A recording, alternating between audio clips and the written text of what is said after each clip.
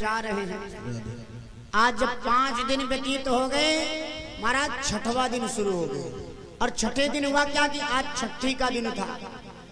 सारी गोपियां 5 दिन तक दर्शन करके जो वापस गई, यशोदा जी और रोहिणी जी एकदम लगा कि आज बड़ी थकावट सी महसूस हो रही। लेकिन रोहिणी आकर यशोदा से कहती है, अरे यशोदे, आज तो छठी है, आज तो 56 प्रकार के व्यंजन बनाने होंगे, आज बहुत सारे आइटम बनाने पड़ेंगे और साथ ही साथ पूरे घर की सफाई करनी पड़ेगी, क्योंकि आज छठी मनाई जाएगी। रोहिणी कहती है, क्या बताएं, अब तो मेरे शरीर में ऐसा लगता है कि थोड़ी भी हिम्मत नहीं है। कहा कुछ भी हो लेकिन ये तो करना ही पड़ेगा। यशोदा और रोहिणी मैया मिलकर सारे घर की सफाई करती हैं और सारे घर की सफाई करते करते इतना बड़ा नंद भवन कि महाराज मानो 3-4 बज गए। और 3-4 बजे जो हुई सफाई करके फुर्सत पाई और विश्राम करने के लिए दोनों बैठ गई। और विश्राम करके दोनों बैठ गई, पास में बातें करने लगी। क्या बताओ बहना, ये गोकुल की गोपियां ना एकदम मानो स्वयं न सोई, न 5 दिनों तक सोने दी, इसे दर्शन के लिए लाला के लिए चली आ रही है। और यही बात कर ही रही थी कि हुआ क्या कि जो कंस ने भेजा था महाराज पूतना को, पूतना मौसी आ गई। अब पूतना मौसी दरवाजे के पास आई, इधर रोहिणी और यशोदा बात ही कर रही थी कि पूतना अंदर प्रवेश की। अब जब अंदर प्रवेश की तो यशोदा रोहिणी से पूछ रहे, अरे बहना अब कौन सी गोपी चली आ रही है? रोहिणी देखकर कहती है, अरे यशोदे, इसको तो मैंने भी कभी नहीं देखा, ये गोपी आखिर किस गांव की है? रोहिणी ने कहा, लगता है कोई बगल की ब्राह्मणी है। यशोदा ने कहा, पूछ लिया जाए क्या कि कौन है, अभी तक कहाँ छूट गई थी, दर्शन के लिए नहीं आ पाई। रोहिणी ने कहा, बिल्कुल पूछना मत यशोदा, अगर पूछ ली कि तुम कौन हो तो बुरा मान जाएगी कि बड़ी आई है 85 वर्ष में लाला भैया है तो मुझे पहचानती ही नहीं, इसलिए पूछना भी ठीक नहीं है। कहा तब कहा बोलो मत, देखो किस लिए आई है पूछ लो।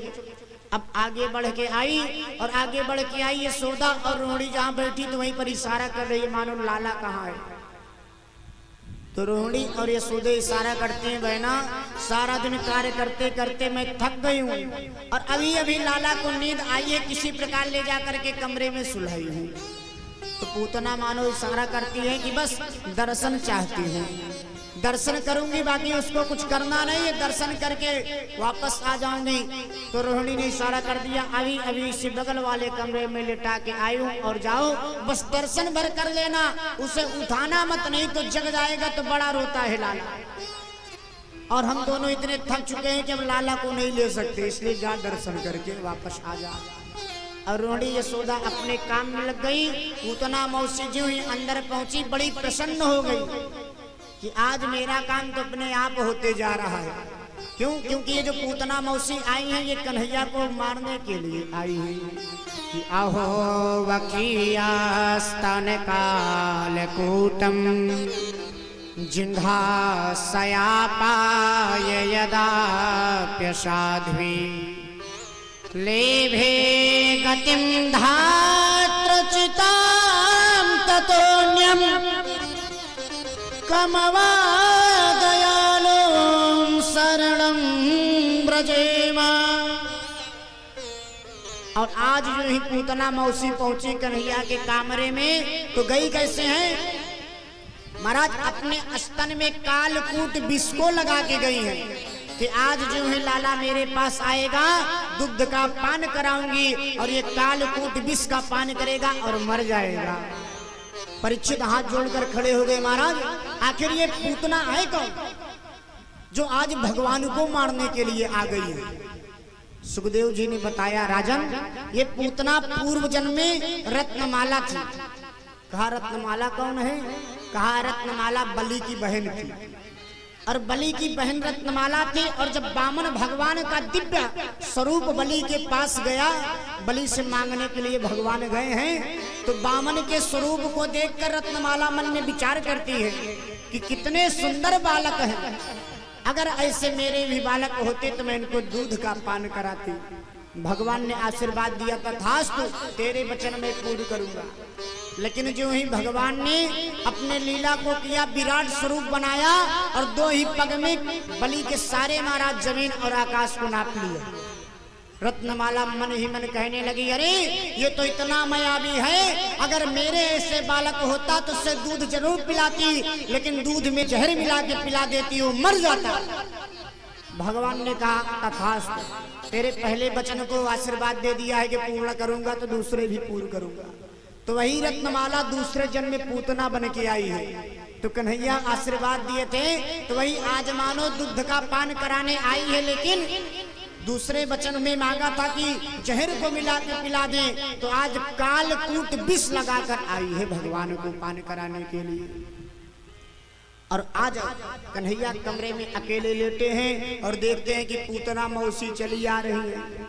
तो भगवान मानो मौसी को देखते हैं तो कहते हैं, भैया मौसी वैसे भी माता से ज्यादा प्रेमिका होती है, माँ तो बालक को कम प्रेम करती है।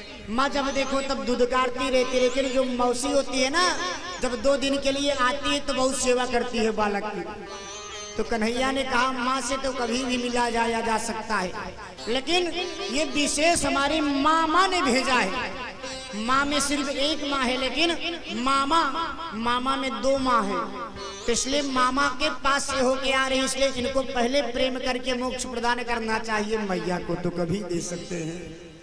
और कन्हैया ने आज लीला को करना शुरू किया। लीला क्या किया कि आंख को बंद कर लिया, और जो ही आंख को बंद करके कन्हैया लेट गए, पूतना पास पहुंची है कन्हैया के, और कन्हैया के पास पहुंचकर जो है दिव्य स्वरूप को देखती है, तो थोड़े क्षण के लिए उसके विचार बदल जाते हैं। ऐसे है मेरे कान्हा, क्योंकि कान्हा का मतलब ही होता है कि कृष्णम कर सयति सह कृष्णा, जिस जो देखे कन्हैया को और उसकी तरफ खींचा चला आवे। कान्हा का मतलब ही होता है खींचना, आकर्षित करना। और आज जो हुई लाला के स्वरूप को देखकर आकर्षित हुई, लाला ने सोचा, अरे ये तो काम फिर बिगड़ जाएगा, इनको मैं मोक्ष देना चाहता हूँ, और अगर इनको माया आ गई तो माया मोक्ष का बाधक हो जाती है। कन्हैया ने उनकी माया को दूर किया। जो ही माया को हटाया, आज पूतना कन्हैया को अपने दोनों हाथों में उठा लेती है। दोनों हाथों में उठा करके कन्हैया को स्तन का पान कराने लगती है। तो मानो कन्हैया दोनों आंखों को बंद कर लेते हैं। परीक्षित जी हाथ जोड़कर पूछने लगे, महाराज जो साक्षात जगत का जगदीश्वर है, आज पूतना को देखकर आंख क्यों बंद कर लिया? कहा, राजन जानते नहीं हो, क्योंकि कन्हैया के आंख बंद करने के एक नहीं अनेक कारण है। कहा, कोई मुझे बता दो। चंद्रमा मनसो जातक चक्षु सूर्यो अजायत। कहा कि परमात्मा की आंख जो है चक्षु सूर्यो अजायत है, भगवान के आंख में सूर्य वास करता है। तो मानो भगवान ने आंख इसलिए बंद किया कि अगर हम आंख को नहीं बंद करेंगे तो आंख का जो तेज है पूतना हमको महाराज स्पर्श नहीं कर पाएगी, जल के राख हो जाएगी। दूसरा कारण क्या बताया? कहा भगवान आंख इसलिए बंद किए हैं कि पूत माने पवित्र ना माने नहीं, पूतना पवित्र नहीं है, एकदम मलिक है, पापनी है। इसलिए और भगवान को पवित्र, भगवान को अच्छा क्या लगता है? निर्मल। तो पूतना के अंदर निर्मलता नहीं, अशुद्धता थी, इसलिए भगवान आंख बंद करके कहते हैं मैं अशुद्ध चीज को तो देखना भी नहीं चाहता। और एक संत ने तो अपना विचार दिया, कहा मानो कन्हैया आंख बंद करके बाबा भोलेनाथ को याद करते हैं कि हे सरकार, मैं गोकुल में इसलिए आया कि बढ़िया यशोदा मैया के पास 1 लाख गैया हैं, माखन और मिश्री को खाएंगे। और अभी 6वें दिन ही चल रहे हैं कि माखन मिश्री तो मिली नहीं खाने के लिए, ये मौसी मुझे जहर पिलाने के लिए आ गई। कि जहर पीने का मेरा काम नहीं है नाथ, हे बाबा भोलेनाथ आप आओ और इस जहर का पान कर जाओ, क्योंकि आप पुराने खिलाड़ी हो जहर पीने के। क्योंकि आप जब हलाहल विष का पान कर गए, ये तो कालकूट विष है, ये तो आपके ऊपर असर भी नहीं कर सकता। इसलिए हे नाथ आप आओ और इस विष का पान करो, मेरे प्राणों को बचाओ। इस प्रकार से अनेक संतों ने अपने अपने विचार को दिया। और पूतना कन्हैया को उठाकर जी हुई महाराज दुग्ध का पान कराना प्रारंभ किया। कन्हैया किए क्या? कि गाढ़ं करभ्यां भगवान् प्रपीडै तत् प्राणै सममरो समन्वितो पिबत। स्तन का पान करा रही है और भगवान के मुख को बार बार देखे जा रही है कि आखिर देखे ये जब बालक मरेगा तो मरते समय इसके चेहरे पे कैसी चमक होगी, कैसे डर होगी। और कन्हैया देख रहे हैं कि मौसी तू जब मेरी तरफ देख रही हो तो मेरे चेहरे को देखते देखते अगर सदगति तुझे मिल जाएगी तो सीधा मोक्ष की प्राप्ति हो जाएगी। और भगवान किए क्या महाराज कि दूध का पान करते करते सीधा आज पूतना के प्राणों का पान करना शुरू कर दिया। गाढ़ं करभ्याम भगवान प्रपीडै, जो ही आज प्राणों का पान करना शुरू किया तो पूतना के गले सूखने शुरू हो गए। ऐसा लगा कि बड़ा जोरों से हृदय में दर्द हो रहा है। पूतना आज कन्हैया को लेकर सीधा भागने लगती है। नंद महल से निकलकर जब भागती है कन्हैया देखते हैं अरे मौसी अब भागी कहाँ जा रही हो, क्योंकि मेरा तो स्वभाव है कि का और का के नीचे जो रा लगा है ये महाराज कटीला है। तो कटीले रा का मतलब क्या है, कहा जब कुएं में कोई सामग्री गिर जाती है तो उसे कांटे से निकाला जाता है। इसी प्रकार मेरे पास जल्दी कोई आता नहीं, लेकिन जब आ जाता है तो मैं उसी राह से पकड़ के खींच लेता हूँ कि अब आ गए हो तो जा नहीं सकती हो। जब आ गई हो मौसी तो अब कहाँ भागी जा रही हो, अब तो मैं चाहूंगा तब जा सकती हो। क्योंकि आता है आदमी अपने मन से लेकिन जाता है मेरे मन से। पूतना आज यूं ही कन्हैया को लेके भागी। कन्हैया अपनी लीला को करने के लिए महाराज आज प्राणों का पान करना शुरू किए। पूतना जोर जोर से चिल्लाने लगी, सामुंच मुंचलमिति प्रभासिणी निष्पीड्यमानाखिल जीव मरमणि। अरे सामुंच मुंच छोड़ दो, छोड़ दो। तो नाथ कहते हैं अब तो छोड़ने वाला हूं नहीं, अब जिसको पकड़ लेता हूं बहुत से पारे ही लगा के छोड़ता हूं। और देखते ही देखते मेरे कान्हा पूतना के प्राणों का पान कर गए। और जो ही पूतना के प्राणों का पान किए तो पूतना की माया हटी। और जो ही पूतना की माया हटती है महाराज, कुबेर का जंगल था जिस जंगल में कोई गोकुलवासी जाने से डरते थे, बड़ा ही भयानक और उस इतना घना जंगल था कि दिन में भी इसमें अंधेरा रहता था। कहा ये जंगल किसका था, कहा कुबेर महाराज का। अगर कोई उस जंगल में जाता था तो कुबेर महाराज उसे दंडित करते थे। तो कन्हैया ने सोचा अब हम आ गए हैं तो पहले कुबेर का ही महाराज ये जंगल को ही साफ किया जाए, नहीं तो जब गैया चराने जाएंगे तो कहाँ ले जाएंगे चराने। तो भगवान ने किए क्या कि पूतना के प्राणों को जो ही पान किए पूतना धड़ाम से गिरती है। और जब धड़ाम से गिरती है तो सुखदेव स्वामी बताते हैं कि पतनामोऽपि तत्तेयस् गन्त्योरन्यतत्रुमाम्। हे राजन, पूतना जब माया दूर हो जाती है और गिरती है तो 18 किलोमीटर की पूतना थी। इतना भयानक स्वरूप थे पूतना की। और 18 किलोमीटर के जब स्वरूप हैं तो सोचिए कि कितने मोटे मोटे हाथ और कितने मोटे मोटे पांव रहे होंगे। कितने मोटे मोटे हाथ और पांव को लेकर कुबेर के जंगल पे ही सीधा कन्हैया देखे गिर रही है तो हाथों से महाराज थोड़ा इशारा कर दिया और सीधा कुबेर के जंगल के ऊपर ही जाके गिर गई। कुबेर के जंगल के ऊपर जो गिरी सारे पेड़ चरचरा करके नीचे गिर गए और पूतना भी जमीन पर धड़ाम से गिर गई। और पूतना धड़ाम से गिरी और कन्हैया पूतना के उदर पर बैठ करके खेलने लगी।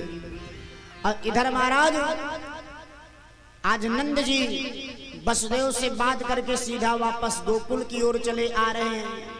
और यशोदा भागी भागी अंदर जाके देख रही है तो कन्हैया गायब है।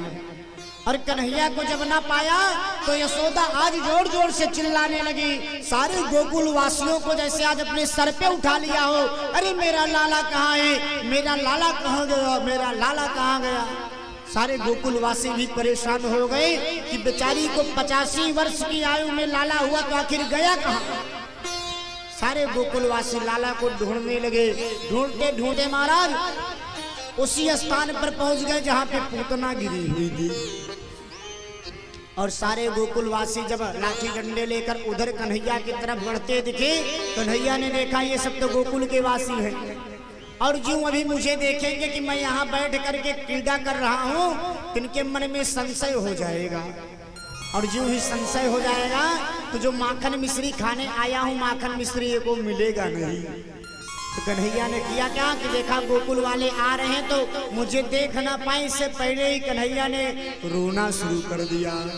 जब जोर जोर से कन्हैया रोना शुरू किए, सारे गोकुलवासी के कानों में रोने की आवाज पहुंची तो भागे भागे उसी तरफ हो गए।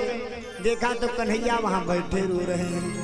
सारे गोकुलवासियों ने कन्हैया को उठाया, इतने में भागी भागी माँ यशोदा भी आई, कन्हैया को उठाकर हृदय से लगाया, भगवान को शुक्रिया दिया, हे लाल, हे भगवान, हे नाथ, तेरा लाख लाख शुक्र है कि तूने मेरे लाला को सुरक्षित रखा है। और लाला को लेकर सीधा वापस नंद महल आ जाती है। और जो ही नंद महल आई, आज कहती है कि अरे एक आसुरी के शरीर से स्पर्श हो गया है मेरे लाला का शरीर अशुद्ध हो गया है।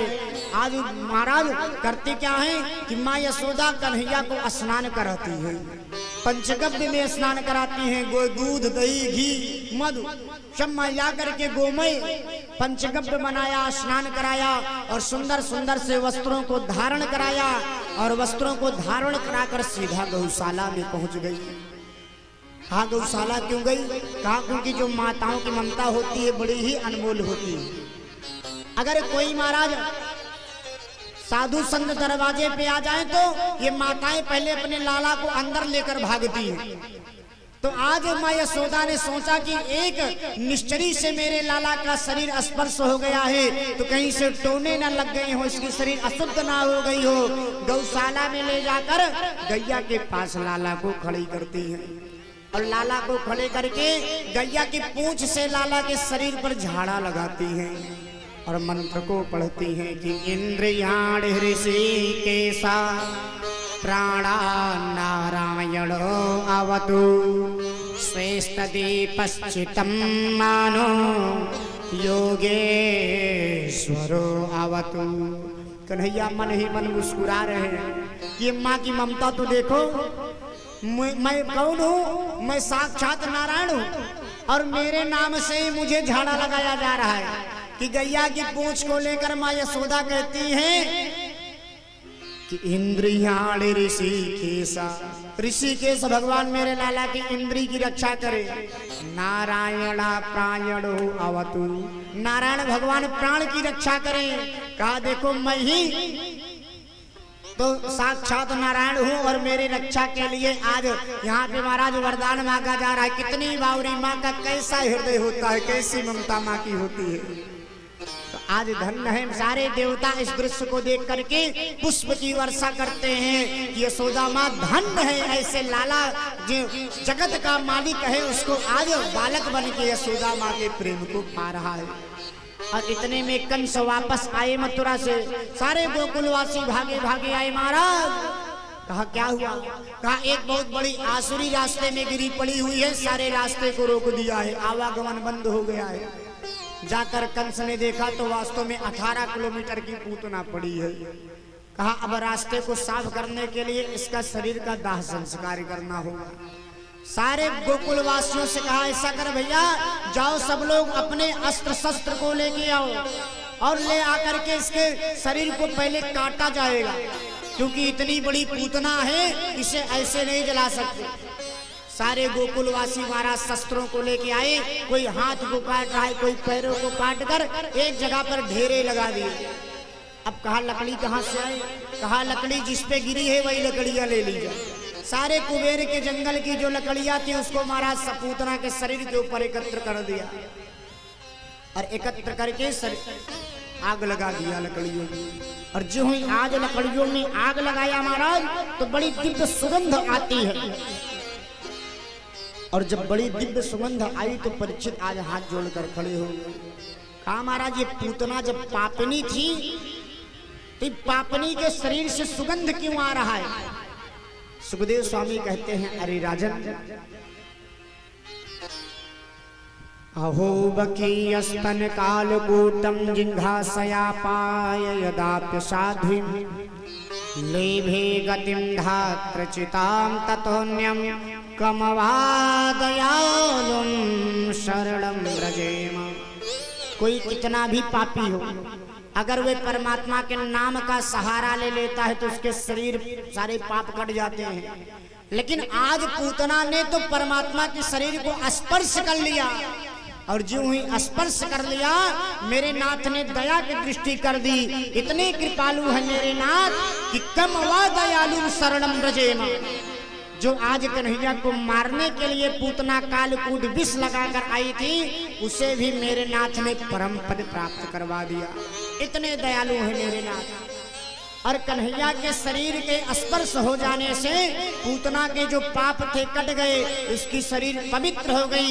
इसलिए जब दाह संस्कार हुआ तो इसके शरीर से सुगंध आने लगे मां। क्योंकि जो चीज परमात्मा स्वीकार कर लेता है वह पूजनीय हो जाती है। कहा लकड़ियों की कीमत अगर समझनी है तो समझिए। आम की लकड़ी होती है, अगर चूल्हे में लगाई जाए उसकी राख बनती है तो बर्तन मांजने के काम आती है। लेकिन वही आम की लकड़ी अगर चिता में लगाकर दाह संस्कार कर दिया जाए तो कोई छूना नहीं चाहता उस राख को। लेकिन वही आम की लकड़ी हवन कुंड में डाल दी जाती है, परमात्मा के प्रयोग में जब आ जाती है तो सारे लोग उसकी राख को लेकर मस्तक पर धारण करते हैं। कि क्या है का ये भगवान का प्रभाव और परिताप है कि जो चीज कितनी भी पतित हो, कितनी भी महाराज उपयोग की चीजें ना हो, लेकिन अगर परमात्मा ने उसे स्वीकार कर लिया तो सारे जग वाले उसे स्वीकार कर ही लेते हैं। तो कितनी भी पतित रही हो पूतना, लेकिन आज साक्षात नारायण को अपनी गोदी में ले ली। इसलिए इसका शरीर इतना पवित्र हो गया कि इसके शरीर से सुगंध आना शुरू हो गया। और बताइए आसुरी थी, लेकिन परमात्मा के स्पर्श का ही प्रभाव कि आसुरी के भी दाह संस्कार हुए। सारे गोकुल वासियों ने किया है कि परमात्मा के प्रभाव है महाराज। अगर परमात्मा जिसके ऊपर दया की दृष्टि कर दे तो उसको सारा संसार अपना ही लेता है। इस प्रकार से आज पूतना का कल्याण किए। और माँ यशोदा कन्हैया को बढ़िया झाड़ा भूखा लगवा करके घर में ले आई। और घर में ले आई, आज लाला को घर में बैठाए बैठाए 27 दिन व्यतीत हो गए। या एतद पूतना मोक्षम कृष्णास्या तत्मद्भुतम शृणयाधमर्तयो गोविंदे लभते रतिम। और जो ही आज महाराज कंस को पता चला कि पूतना मारी गई, कंस घबरा गया। पुनः फिर से सारे असुरों को बुलाया, कहा भैया कोई जाओ और जाकर मेरे काल को मार के आओ। सारे असुर खड़े हैं, कोई आगे नहीं बढ़ रहा था। एक असुर है जिसका नाम है महाराज सकटासुर। सकटासुर कहता है महाराज मैं जाता हूँ, और सकटासुर चल देता है कन्हैया को मारने के लिए। और जो ही सकटासुर मथुरा से चला गोकुल के लिए, कन्हैया ने देखा कि अच्छा इस बार मौसी नहीं मामा आ रहे हैं मुझसे मिले। तो आज महाराज कन्हैया ने कहा चलिए मामा से भी मिल लिया जाए। और कन्हैया लीला को क्या किए कि आज कन्हैया 27 दिन के हो गए। जब कन्हैया 27 दिन के हो गए तो मानो लेटे थे, लेटे लेटे जगत के परब्रह्म कुछ भी कर सकते हैं। किया क्या कि कन्हैया पैरों को महाराज अपने चारपाई पर रखा और वहीं पर लेट गए, उल्टे हो गए। जब कन्हैया उल्टे हो गए, माँ यशोदा बड़ी खुशी हो गई कि आज मेरे लाला ने प्रथम बार पलटी मारी है। सारी गोपियों को बुलाकर खूब महाराज धूमधाम की। और जब धूमधाम की, इधर कन्हैया ने देखा कि मेरे मामा भी आ गए हैं। कन्हैया ने सोचा लीला कैसे करें। कन्हैया ने किया क्या कि सोने का नाटक कर लिया। अब जब सोने का नाटक किया तो यशोदा ने सोचा कि अभी अभी लाला सोया है और ये सारी गोपियां नाच गा बजा रही हैं, और लाला उठ जाएगा तो खूब रोएगा तो ये सारे प्रोग्राम हो नहीं पाएंगे। ये माताएं जो होती बड़ी होशियार होती हैं। अगर घर में कोई प्रयोजन हो तो सोचती है कि छोटा बच्चा जितना सोए उतना अच्छा है, क्योंकि जगेगा तो उसे गोदी में लेने पड़ेगा, और गोदी में लेकर ना तो काम कर पाएंगे ना तो किसी पार्टी का आनंद ले पाएंगे। तो सोचते हैं कि अगर आज सो जाए तो कितना आनंद की बात हो जाए। तो माँ यशोदा ने देखा कि कन्हैया सो गया, बड़ी खुश हो गई। किया क्या, ले जाके एक पालने पे लिटा दिया। और पालने पे लिटाकर माँ यशोदा ने सोचा कि अभी आंगने में लिटा देंगे तो जग जाएगा। पालने को लिया और लेकर सीधा नंद महल के बाहर आ गई। और बाहर आया तो एक बैलगाड़ी थी, दरवाजे के बाहर खड़ी थी। बैलगाड़ी जब खड़ी होती है दो बांसों के सहारे, तो बांस को जमीन पर रख दिया जाए तो पीछे ऊपर उठ जाती है। तो उसी पीछे दो चुल्ले लगे हुए थे। माँ यशोदा ने किया क्या कि लाला के पालने को उसी चुल्ले में ले आकर बांध दिया। कहा यहाँ लाला को धूप भी ना लगेगी और लाला बढ़िया सुरक्षित रहेगा और जगेगा भी ना, और हम लोग बढ़िया धूमधाम से आयोजन भी कर लेंगे। और बढ़िया माँ यशोदा चली गई आयोजन करने। और लाला इधर महाराज लेटे लेटे सोच रहे हैं कि अब तो मामा जी आ ही रहे हैं। और सकटासुर ने जो ही कन्हैया को देखा, कहा ये तो मेरा काल मेरे सामने आ गया, बड़ा अच्छा हो गया। सीधा महाराज बैलगाड़ी पर आकर बैठ गए। जो ही बैलगाड़ी पर आकर बैठे, गोविंद भी मेरे देख रहे हैं कि आओ मामा, आपका तो इंतजार कर रहा था, क्योंकि माँ से मिल चुका था, लेकिन आपसे बड़ी इच्छा थी कि माँ का प्रेम तो देखा, लेकिन अब मामा, दो बार मामा लगा है तो ज्यादा प्रेम होगा आपके अंदर मेरे दिल में, तो आपका भी तो प्रेम देख ले कितना प्रेम है।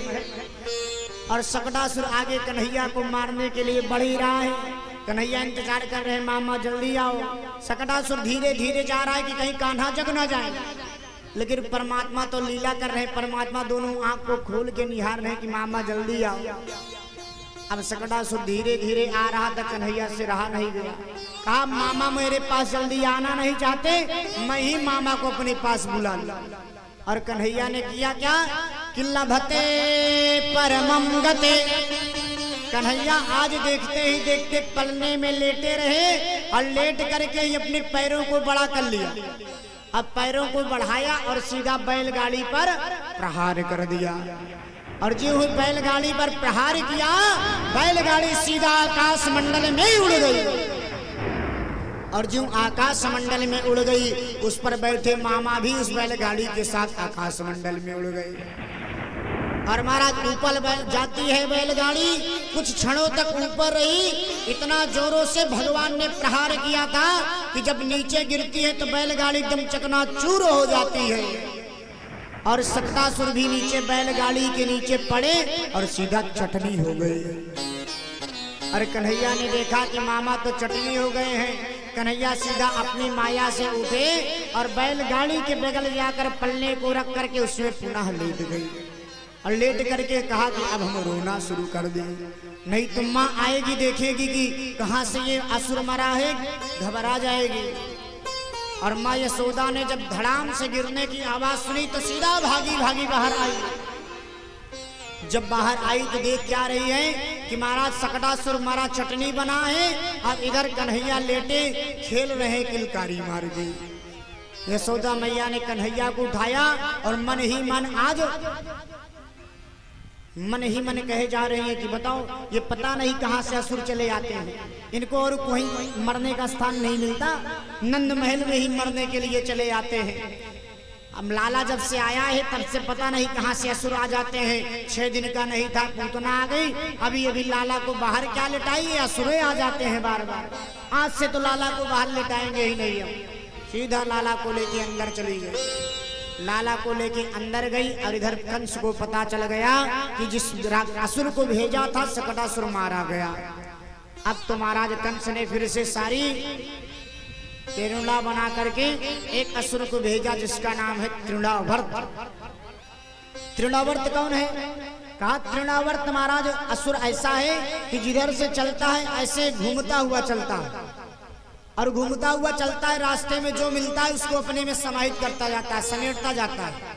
अक्सर देखिए गर्मियों में ऐसे गोली गोली हवा आती है तो सब तिनके बटोरते चली जाती है, वही है तृणावर्त।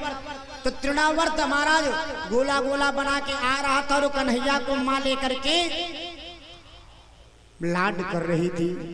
कन्हैया ने देखा कि ये मामा चले आ रहे हैं, सोचा कि अगर मामा आ रहे हैं तो मुझसे मिलने आ रहे हैं, लेकिन मैं तो अभी मैया के पास बैठा हूँ, कहीं मामा को ज्यादा प्रेम ना हो जाए, मुझसे मिलने के बजाय बहना से मिलना शुरू कर दे। और बहना से मिलेंगे तो बहना पहले ही घबराई है और घबरा जाएगी, तो इसलिए मैं ही चल के मामा से आगे इनकी खातेदारी कर दूं, बहना को बीच में क्यों ले आए। कन्हैया किए क्या कि कन्हैया अपने वजन को बढ़ा दिया महाराज, और जो ही आज वजन को बढ़ाया कि वजन को बढ़ाते ही गरिमाणम शिशोधम नागे हे गिरकूटवत भूमि निधाय तम गोपी विस्मिता भार पीड़िता। ऐसे कन्हैया ने अपने वजन को बढ़ाया कि आज यशोदा को लगा कि मैं लल्ला को ली हूं कि कोई गिरिवन पर्वत उठा ली हूं।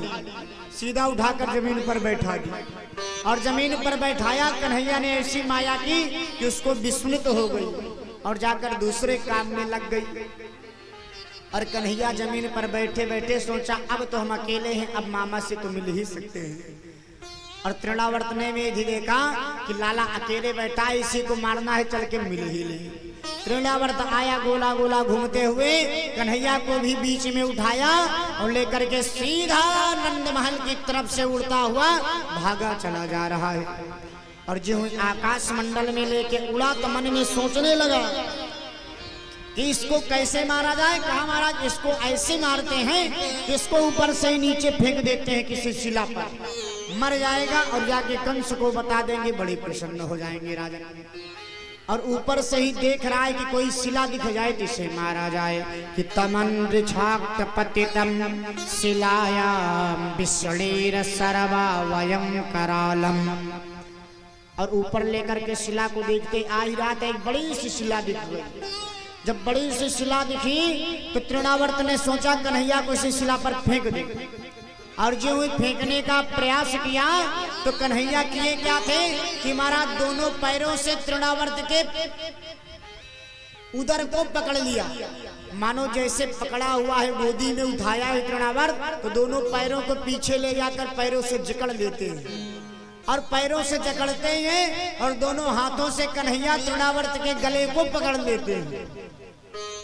तृणावर्त छोड़ने का प्रयास कर रहा है, लेकिन कन्हैया छूट नहीं रहे, क्योंकि कन्हैया पकड़ लिए हैं। अब तो महाराज इतना परेशान हो गया तृणावर्त, मन में वह यह भूल गया कि मैं कन्हैया का हरण किया हूं कि कन्हैया मेरा हरण किया है। इतने जोरों से कन्हैया पकड़ लिए। अब तो सारी माया, जब महाराज दिमाग काम करना बंद हुआ तो सीधा मथुरा की ओर भागने लगा। कन्हैया ने कहा कहाँ मथुरा चलते हो? लेके मामा अभी तो आपसे मिलना चाहते हैं, अभी बड़े मामा का समय नहीं हुआ है, बाद में उनसे मुलाकात होगी, इसलिए बस आपसे मिल लिया। अब आपका यहीं पर मैं काम खत्म करके चलता हूँ, मेरी माँ इंतजार करती होगी। कन्हैया ही देखते महाराज तृणावर्त को पकड़ करके उसी शिला पर फेंक दिया। तृणावर्त गिरता है, उसका राम नाम सत्य हो जाता है। और कन्हैया माया से पुनः आकर के आज फिर से नंद महल के आंगन में बैठ गए। परीक्षित ने कहा महाराज कन्हैया इतने छोटे से और तृणावर्त को मारने के लिए बाहर क्यों गए? कहा कन्हैया बाहर इसलिए गए क्योंकि पूतना को मारा तो माँ घबरा गई, दूसरे मामा आए दरवाजे पे मार गिराया फिर भी घबरा गई, तो इसलिए कन्हैया ने सोचा इस बार मामा को महल से काफी दूर मारा जाए, माँ को पता भी ना चले और मेरा काम भी हो जाए। इसलिए आज तृणावर्त को ले जाकर दूर मारा और मारकर सीधा अपने लीला को करके आगे पुनः आंगन में बैठ गए महाराज। इस प्रकार से कन्हैया लीला को कर रहे हैं और यही लीला करते करते 1 वर्ष व्यतीत हो गए। और जब 1 वर्ष व्यतीत हो गए, बाबा भोलेनाथ को पता चला भैया मेरे परमात्मा का अवतार हो गया, मैं दर्शन करने नहीं जा पाया। आज बाबा भोलेनाथ को याद आई और सीधा महाराज कहा मैं जा रहा हूँ दर्शन करने। गौरा रानी ने कहा मैं भी चलूंगा, कहा आपको नहीं ले चलेंगे, मैं अकेले जाऊंगा। नंदी श्रृंगी भिंगी को साथ लिया, सीधा आज आगे महाराज दर्शन करने के लिए गोकुल में। कि दृष्टम दर्शनम लोके कृष्ण दर्शन लालसा। कृष्ण दर्शन की लालसा को लेकर बाबा भोलेनाथ पहुंचे गोकुल में और गलियों में घूमने लगे, फिरते हुए सीधा नंद महल के पास पहुंचे। और नंद महल के पास पहुंच करके अलख लगा दी, अलख निरंजन। जो ही अलख जगाया माँ यशोदा ने सोचा लगता है कोई बाबा कुछ मांगने आया है। महाराज थाली में सोने चांदी कुछ जेवरात रख करके बाहर निकलते हैं, बाबा को दे आए।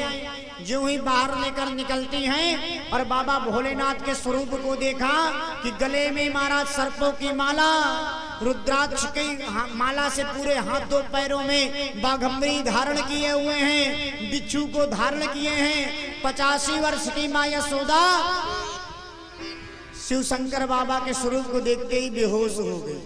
जो थाली लेके आई थी देने के लिए, थाली कहीं और, माँ यशोदा कहीं और। एक गोपी आई, जल का छींटा लगाई, होश में आई। क्या हुआ माँ? अब बाबा भोलेनाथ वही खड़े रहे। अब जब गोपी वीर से होश में आकर यशोदा खड़ी हुई, कहा इतना भयानक तेरा रूप है बाबा, तू यहाँ क्यों आया है? जल्दी से यहाँ से चला जा। बाबा भोलेनाथ कहने लगे मैं जाने के लिए नहीं माँ, मैं तेरे लाला का दर्शन पाने के लिए आया। यशोदा ने कहा तू अपने स्वरूप को देखते हो? ये तेरा इतना भयानक स्वरूप है कि तेरे स्वरूप को देखकर मैं डर गई। 85 वर्ष की बूढ़ी बेहोश हो गई और 1 वर्ष का बालक देखकर तो छर के मर जाएगा। मैं तुझे दर्शन कराने वाली नहीं हूँ। बाबा ने कहा माँ मैं बिना दर्शन किए जाने वाला नहीं हूँ। यशोदा ने कहा तुम मेरी जिद को जानती नहीं। बाबा ने कहा तुम मेरे जिद को जानती नहीं, मैं भी जिद्दी हूँ। माँ ने कहा मैं भी जिद्दी हूँ। कहा क्या करोगी? कहा मेरे नंदमहल में 52 दरवाजे, ये दरवाजे सदैव के लिए बंद कर दूंगी, दूसरे दरवाजे से आना जाना हो जाएगा। बाबा ने कहा इसी दरवाजे पे बैठे बैठे प्राण को त्याग दूंगा, लेकिन यहाँ से जाऊंगा नहीं। आज यशोदा ने दरवाजा बंद ही कर दिया। 1 हफ्ते व्यतीत हो गए। 1 हफ्ते बाद सोचा चल के देखे, वो जो जिद्दी बाबा था चला गया होगा यहाँ से। 1 हफ्ते बाद जब दरवाजे के फाटक को खोल कर देखा तो बाबा वहीं बैठे धूमी नहा रहे हैं, राम के नाम में आनंदित है। माँ यशोदा ने देखा, होश उड़ गए। अरे अगर ये यहीं बैठा रहा, ना कुछ खाता है ना पीता है, मर जाएगा। मुझे एक अलग से पाप लगेगा कि यशोदा ने लाला नहीं दिखाया, इसलिए एक बाबा ने इसके दरवाजे पे ही प्राण का त्याग कर दिया। बड़ा जिद्दी है, इसे दर्शन कराने ही होंगे, लेकिन मन डर रहा है कि कैसे दर्शन करा दे। अगर दर्शन करा देंगे तो मेरा लाला कहीं डर गया और उसका काम समाप्त हो गया तो मैं कैसे रह पाऊंगा। माँ यशोदा डर रही है, दर्शन करा नहीं रही, दरवाजे को फिर बंद करके चली जाती है कि मरना है तो मर जाए, लेकिन मैं अपने लाला को नहीं मरने दूंगी। अब बाबा भोलेनाथ समझ गए कि ऐसे दर्शन मिलने वाला है नहीं। बाबा भोलेनाथ मन ही मन याद किए, हे राम, हे सरकार, मेरा स्वरूप आप में है, आपका स्वरूप मेरा है। ये दुनिया वाले क्योंकि जब आपको याद करते हैं तो मेरा नाम लेते हैं। जब हम बाबा भोलेनाथ की पूजा करते हैं तो क्या कहते हैं? कर्पूर गौरम करुणावतारम संसार सारम भुजगेंद्रहारम। कहे नाथ कर्पूर गौरम, कर्पूर जैसे आप गोरे हो और स्वभाव कैसा है? करुणावतारम, माने बड़े दयालु। तो क्या बाबा भोलेनाथ दयालु हैं? संहार करता कहे गए हैं हमारा। और गोरे भी नहीं है क्योंकि नीले वर्ण हो गए हैं हलाहल विष का पान के।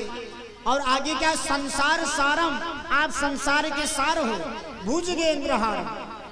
तो बिल्कुल ये मंत्र इनके ऊपर नहीं है, लेकिन ये राम जी की सेवा में सदैव लगे रहते हैं, उनका चिंतन करते हैं, इसलिए सारे संतों ने यह मंत्र इनके लिए बना दिया। और राम जी क्या करते हैं कि राम जी सदैव बाबा भोलेनाथ का ध्यान करते हैं, इसलिए जब राम जी का ध्यान बनाया तो क्या बनाया? नीलांबुजश्यामल कोमलांगम। कहे नाथ आपका नील वर्ण का ये जो स्वरूप है, श्यामल कोमलांगम, बड़ा कोमल स्वरूप है, बड़ा दिव्य है। तो क्या राम जी नीले हैं? राम जी नीले नहीं है, तो सांवरे हैं।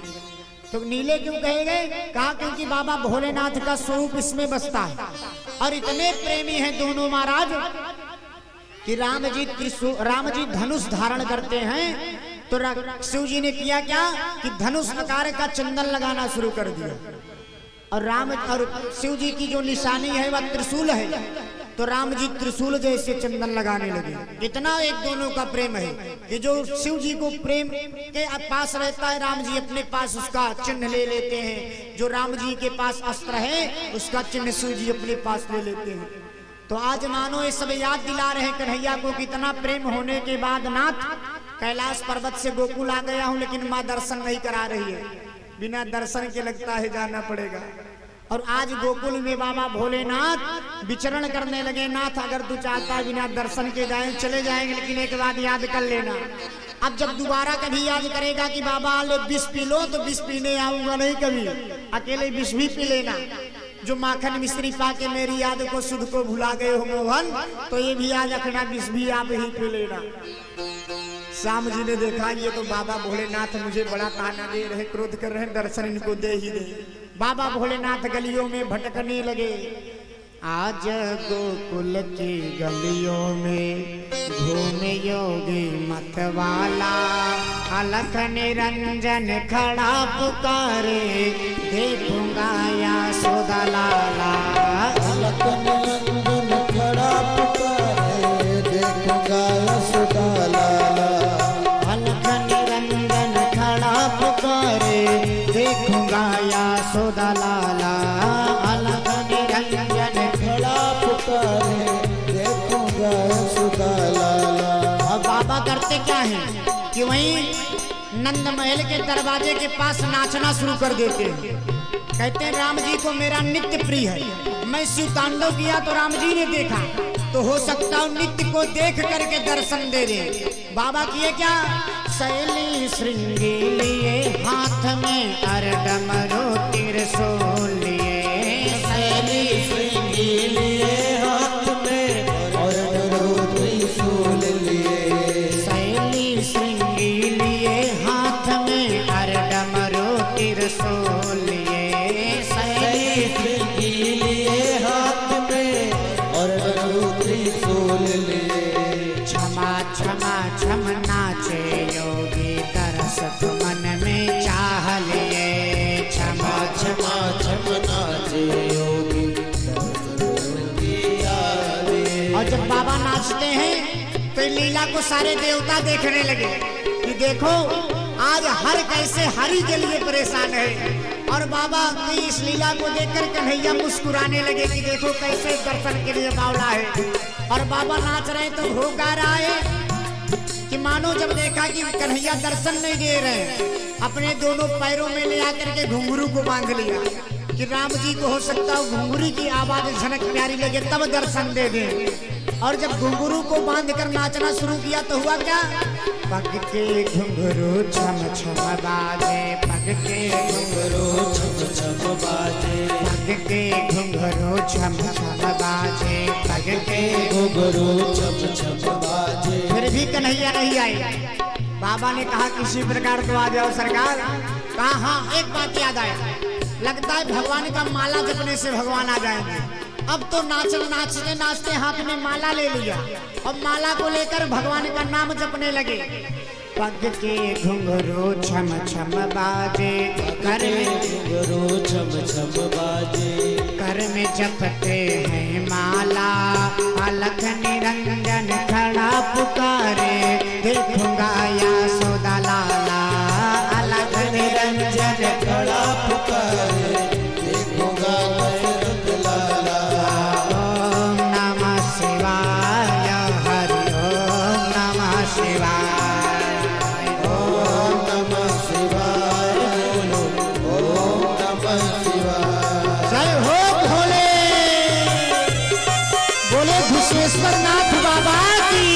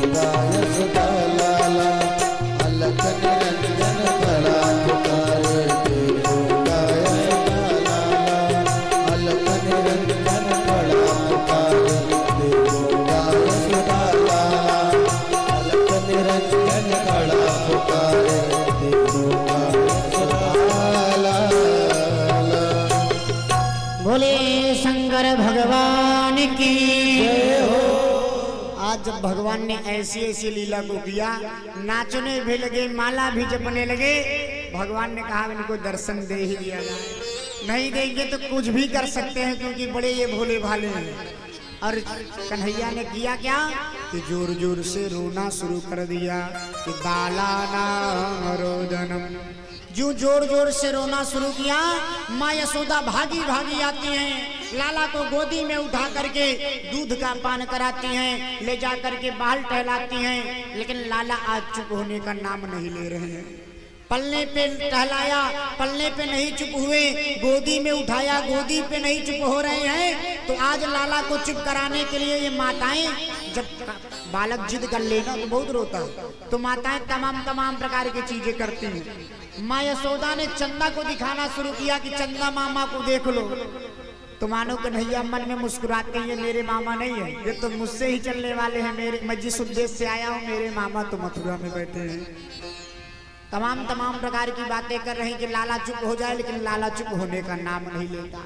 अब तो लाला इतना रोए जा रहा है कि सारी गोपी गोकुल की भागी चली आई। माँ आखिर लाला को क्या हो गया? माँ कहती है क्या बताएं गोपिया, ये लाला को पता नहीं ऐसा क्या हो गया कि रोए जा रहा है, रोए जा रहा है। एक गोपी ने कहा लगता है तेरे लाला को नजर लग गई है। माँ यशोदा ने कहा ये नजर कैसे उतरेगी, कुछ भी हो, नजर हो चाहे जो हो, लेकिन मेरा लाला बस रोना बंद हो जाएगा। गोपी ने कहा मैं काजल का टीका लगा दे। काजल का टीका लगाया, फिर भी लाला नहीं चुप हुई। अब तो शंकर जी ने देखा कि लगता है काम होने वाला है। एक गण को कहा जा तो गोपी का भेष बना के पहुंच जा महल में, और कुछ काम कर के दर्शन मिल जाए। गण अंदर प्रवेश किया, गोपी के भेष में जाकर माँ यशोदा से कहने लगा अरे माँ, हे गोपी। कहा क्या बात है? कहा मैंने सुना है कि ये जो बाबा आया है तेरे दरवाजे पे बैठा है, ये बहुत पहुंचा हुआ संत है, क्यों ना चल के लाला को सिर्फ अपने बाबा से झाड़ फूंक करवा ले, तेरे लाला शांत हो जाएगा।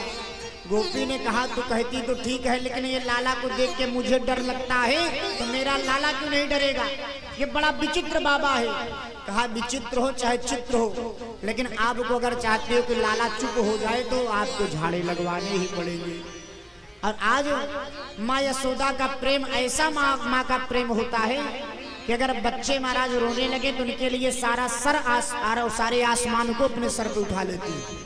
कि अगर थोड़ा सा शांत ना हो, अगर पेट में थोड़े दर्द हो जाए, पतिदेव दवा लेके आए, दवा पिलाने के 2 मिनट भी नहीं व्यतीत हुए, अगर आराम नहीं हुआ फिर कहती है दवा ठीक नहीं, जाओ जल्दी दूसरी दवा लेके आओ। इतना माँ का प्रेम होता है बच्चों से। कहा किसी प्रकार मेरा लाला शांत हो जाए बस। और आज किया क्या कि जो लाला का दर्शन न कराने की जिद ठानी थी, वही माँ यशोदा आज कन्हैया को गोदी में लेकर सीधा दरवाजे को खोलकर शिव बाबा के सामने ले आती। हे बाबा, ये ले मेरे लाला के झाड़े लगा दे, फूंके लगा दे। मेरा लाला आज कल शाम से इतना रो रहा है, पता नहीं क्या हो गया इसे, कुछ भी करिए शांत हो जाए। तो बाबा भोलेनाथ ने सोचा हम भी थोड़ी अपनी अकड़ को दिखाएं। कहा हे माँ, ले जाओ लाला को अपने, अब मुझे तेरे लाला के दर्शन नहीं चाहिए। जब दर्शन मांग रहा था तब तो मुझे कह रही थी कि नहीं दिखाएंगे चाहे मर जाओ, मैं बड़ी जिद्दी हूँ। आज तेरा जिद कहाँ गया? तुझे अब मैं झाड़ा लगाने वाला नहीं हूँ। तो मानो कन्हैया मन ही मन बाबा भोलेनाथ से बात करने लगे। हे बाबा, ये मेरी माँ है, तू अगर मैं हरि हूँ, तू हर है लेकिन माँ है। हरि हर का युद्ध हो तो ठीक है, लेकिन अगर माँ को बीच में लाया ना तो अभी सीधे चुप हो जाऊंगा और दर्शन पाओगे नहीं। तो इसलिए अगर दर्शन देने आया हूँ तो ठीक से दर्शन ले लो। शंकर जी समझ गए कि अभी महाराज और कुछ बोला माँ को तो ये कन्हैया दर्शन भी नहीं देंगे। सीधे सीधे कहा अरे माँ ले आओ, मैं अभी अभी झाड़े लगा देता हूँ, बैठो। कहा कुछ चाहिए? कहा कुछ नहीं, बस लाला को लेके चले आई, यही मेरे लिए बहुत है, अब बैठ जाओ आप। और लेकर के दिव्य ही झाड़े फूंके को लगाया और मन में इल्सा हुई कि अब लाला गोदी में आ जाए। कन्हैया को लेकर गोदी में शंकर जी लेकर के बढ़िया दिव्य दर्शन को प्राप्त किया है बाबा भोलेनाथ ने। और दर्शन करके सीधा माँ यशोदा को दिया और सीधा कैलाश पर्वत पे चले गए। इस प्रसंग को हरि हर मिलन के नाम से जाना जाता है, क्योंकि कृष्ण है हरि और बाबा भोलेनाथ हैं हर। बोले हरि हर भगवान की हो। अब हरि हर मिलन जब संपन्न हुआ तो एक दिन नंद बाबा जी गौशाला में गैया की सेवा कर रहे थे और गैया की सेवा कर रहे थे। इसी बीच गर्गाचार्य जी सीधा महाराज गोकुल से होते हुए कंस के यहाँ चले जा रहे थे। यदो नाम महच्चार्य ख्यातस्स भुवि सर्वतः श्रुतं मयं संस्कृतं ते मन्यते देवकी सुतम। जो आज नंद जी ने देखा गर्गाचार्य को याद आई, अरे अभी तो मेरे लाला 1 वर्ष के हो गए, नामकरण संस्कार भी नहीं हुआ। मैं इतना बावरा कि भी लाला के कोई नाम भी नहीं। अब आज पंडित जी दिख गए हैं तो क्यों ना तुरंत नामकरण संस्कार करा दे। नंद बाबा ने आवाज लगाई, अरे महाराज रुक जाइए। भागे भागे जाकर गर्गाचार्य जी के चरणों में गिर गए। हे नाथ, अब आप इधर आ गए तो मेरे लाला का अभी मेरे घर एक नहीं 2 लाला ने जन्म लिया है, लेकिन दोनों के नामकरण संस्कार नहीं हुए, समय ही नहीं लगा। अब आप आ गए हो तो नामकरण संस्कार भी करते जाओ। गर्गाचार्य जी ने कहा, अरे नंद बाबा आप तो जानते हो कि गर्गा पुरोहितो राजन, मैं कंस के यहाँ का पुरोहित हूँ और आपके यहाँ कैसे नामकरण संस्कार करा सकता हूँ। कहा, आप पुरोहित किसके भी हो, लेकिन मैं आपका मित्र हूँ, तो मित्रवत व्यवहार से आप कराइए, लेकिन आप कराइए। अगर आप नहीं कराए तो मैं किसी ब्राह्मण से नहीं कराऊंगा और जीवन भर वो बेनाम रह जाएंगे। गर्गाचार्य ने देखा कि मेरे कारण क्यों कोई भी बेनाम रह जाए। कहा, अच्छा ऐसा करो, जल्दी जाओ बुला लाओ और नामकरण संस्कार करा दे, मुझे विलंब हो रहा है। कहा, कोई मुहूर्त बताओ। कहा, मुहूर्त के चक्कर में ना पड़ो, अगर कराना है तो जल्दी से ले आओ। कहा, फिर घर में चौका लगवाएं। कहा, कोई घर में चौका की जरूरत नहीं है, क्योंकि घर में चौका लगाने जाओगे लगवाने तो अभी तेरी जो पत्नियां हैं यशोदा और रोहिणी, ये यशोदा जो तेरी पत्नी है ना, ये लोगों को जाकर के एकत्र कर लेगी और यशोदा सबको एकत्र कर लेगी तो ये खबर मथुरा पहुंच ही जाएगी। और मथुरा अगर खबर पहुंच गई तो कंस मुझे रहने नहीं देगा कि तुझे मेरे राज्य में किस बात की कमी थी जो दूसरे के यहाँ जाके पूजा करवाया। इसलिए ये किसी को पता ना चले, मैं आपके पुत्र का नामकरण कर दूं। तो कहा, ठीक महाराज बस आप कर दीजिए, किसी को कानो भी खबर नहीं लगेगी। कहा, तब? कहा, गौशाला में मैं बैठता हूँ, जाकर जल्दी दोनों पुत्रों को लेके आओ। और गौशाला में जाके गर्गाचार्य जी बैठ गए और इधर नंद जी भागे भागे आए। यशोदा को आवाज लगाई, यशोदे जल्दी कर, और दोनों लाला को लेके चले। बहुत पहुंचे हुए संताई हैं और नामकरण संस्कार करा दिया जाए। अब यशोदा को जो कहा, यशोदा तो महाराज अपने नाक को सिकोड़ने लगी कि बड़े आए हैं पहुंचे हुए संत। नामकरण संस्कार कराना था तो कार्ड छपवाते, लोगों को निमंत्रण देते, कुछ भोजन पानी करवाते, इसे नामकरण होता है। अब रोहिणी को बुलाया, दोनों बहनों ने बात की आपस में। कहा, ऐसा करते हैं, आज रोहिणी और यशोदा जी ने बात कर लिया कि ये जो नंद जी ने व्यवस्था की है इसको महाराज विफल कर देते हैं। कहा, विफल कैसे होगा? ये माताएं बड़ी होशियार होती हैं। अभी कोई पहली बार पंडित जी जब जाए पूजा कराने ना, तो कोई माताएं अपना इतना दिमाग लगाती हैं कि अगर पंडित जी थोड़े भी गलती कर गए तो उनका पत्ता गायब। और किए क्या ये दोनों माताएं मिलकर कि कहा, रोहिणी का पुत्र यशोदा जी ने ले लिया और यशोदा के पुत्र को रोहिणी जी ने ले लिया, अदला बदली कर ली पुत्रों की। कहा, अगर पहुंचे संत होंगे तब तो पहचान जाएंगे, और नहीं पहचान पाए तो बहाना मिल जाएगा, नंद जी से कह देंगे जब ये नहीं पता कि पुत्र बता पाए तो नाम क्या बताएंगे। महाराज बात भी रह जाएगी और बाद में बढ़िया धूमधाम से नामकरण संस्कार करवाया जाएगा। और सीधा पुत्रों को लेकर चल दी। आगे आगे यशोदा मैया रोहिणी के पुत्र को लेकर के गौशाला के दरवाजे के पास ही पहुंची थी कि जैसे ही गर्गाचार्य जी ने देखा तुरंत कह दिया कि अरे यशोदे, अयम ही रोहिणी पुत्रो रमयन सुहृदो गणै आख्यास्ते राम इति बलाधिक्यात बलम विदु। हे यशोदे, ये जो तू बालक लेके आ रही है तेरा बालक नहीं, अयम ही रोहिणी पुत्र, ये तो रोहिणी का पुत्र है, तो इसको क्यों लेके आ रही? अब तो तुरंत यशोदा मुड़ के रोहिणी की तरफ देखने लगी, अरे ये तो पक्का पहुंचा हुआ साधु है, तुरंत पहचान गया। चलो भले लोगों को निमंत्रण ना दे सके, लेकिन मन में ये संतोष किया कि पहुंचे हुए संत से मेरे पुत्रों का नामकरण संस्कार हो रहा है।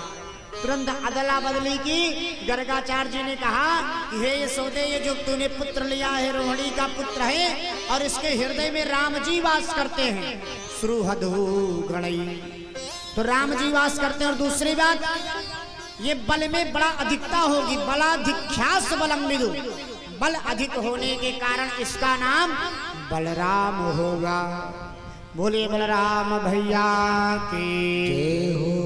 और दूसरा नाम बताया, कहा ये जब युद्ध करेंगे तो हल से युद्ध करेंगे, इनका अस्त्र हल ही बन जाएगा, इसलिए इनका दूसरा नाम हलधर होगा। और तीसरे नाम कहा ये संकर्षण के माध्यम से, देवकी के गर्भ से माया के द्वारा ले आकर के रोहिणी के गर्भ में डाले गए, तो संकर्षण से डाले गए, इसलिए इनका नाम एक संकर्षण भी होगा। इस प्रकार से नामकरण संस्कार को कराया। अब बात आई, तुरंत यशोदा जी ने रोहिणी के पुत्र को दिया, ये ले बना, अब अपने पुत्र का भी नामकरण संस्कार करवा ले। सीधा ले आकर के पहुंच गई, गर्गाचार्य के पास बैठ गई सामने। कहा बाबा अब मेरे पुत्र का भी नाम बता दो। अब जो ही कहा नाम बता दो, गर्गाचार्य जी ने ध्यान लगाया, और जब ध्यान लगा के उनके गुण को देखने लगे तो आंखों से दिख रहा है तो साक्षात नारायण है। पहुंचे हुए संत थे महाराज गर्गाचार्य, देखे नारायण है, तो नारायण को देखते देखते इनकी त्राटक समाधि लग गई। त्राटक समाधि कैसी होती है कि महाराज आंखें खुली रहती हैं, लेकिन आंखें खुली रहेंगी, जिसको देखते रहोगे देखते ही रह जाओगे, न तो हाथ काम करेंगे न पैर काम करेंगे, आंखें खुली रहेंगी, लगेगा कि जग रहा है, लेकिन कोई शरीर अपने बस में नहीं रह जाती।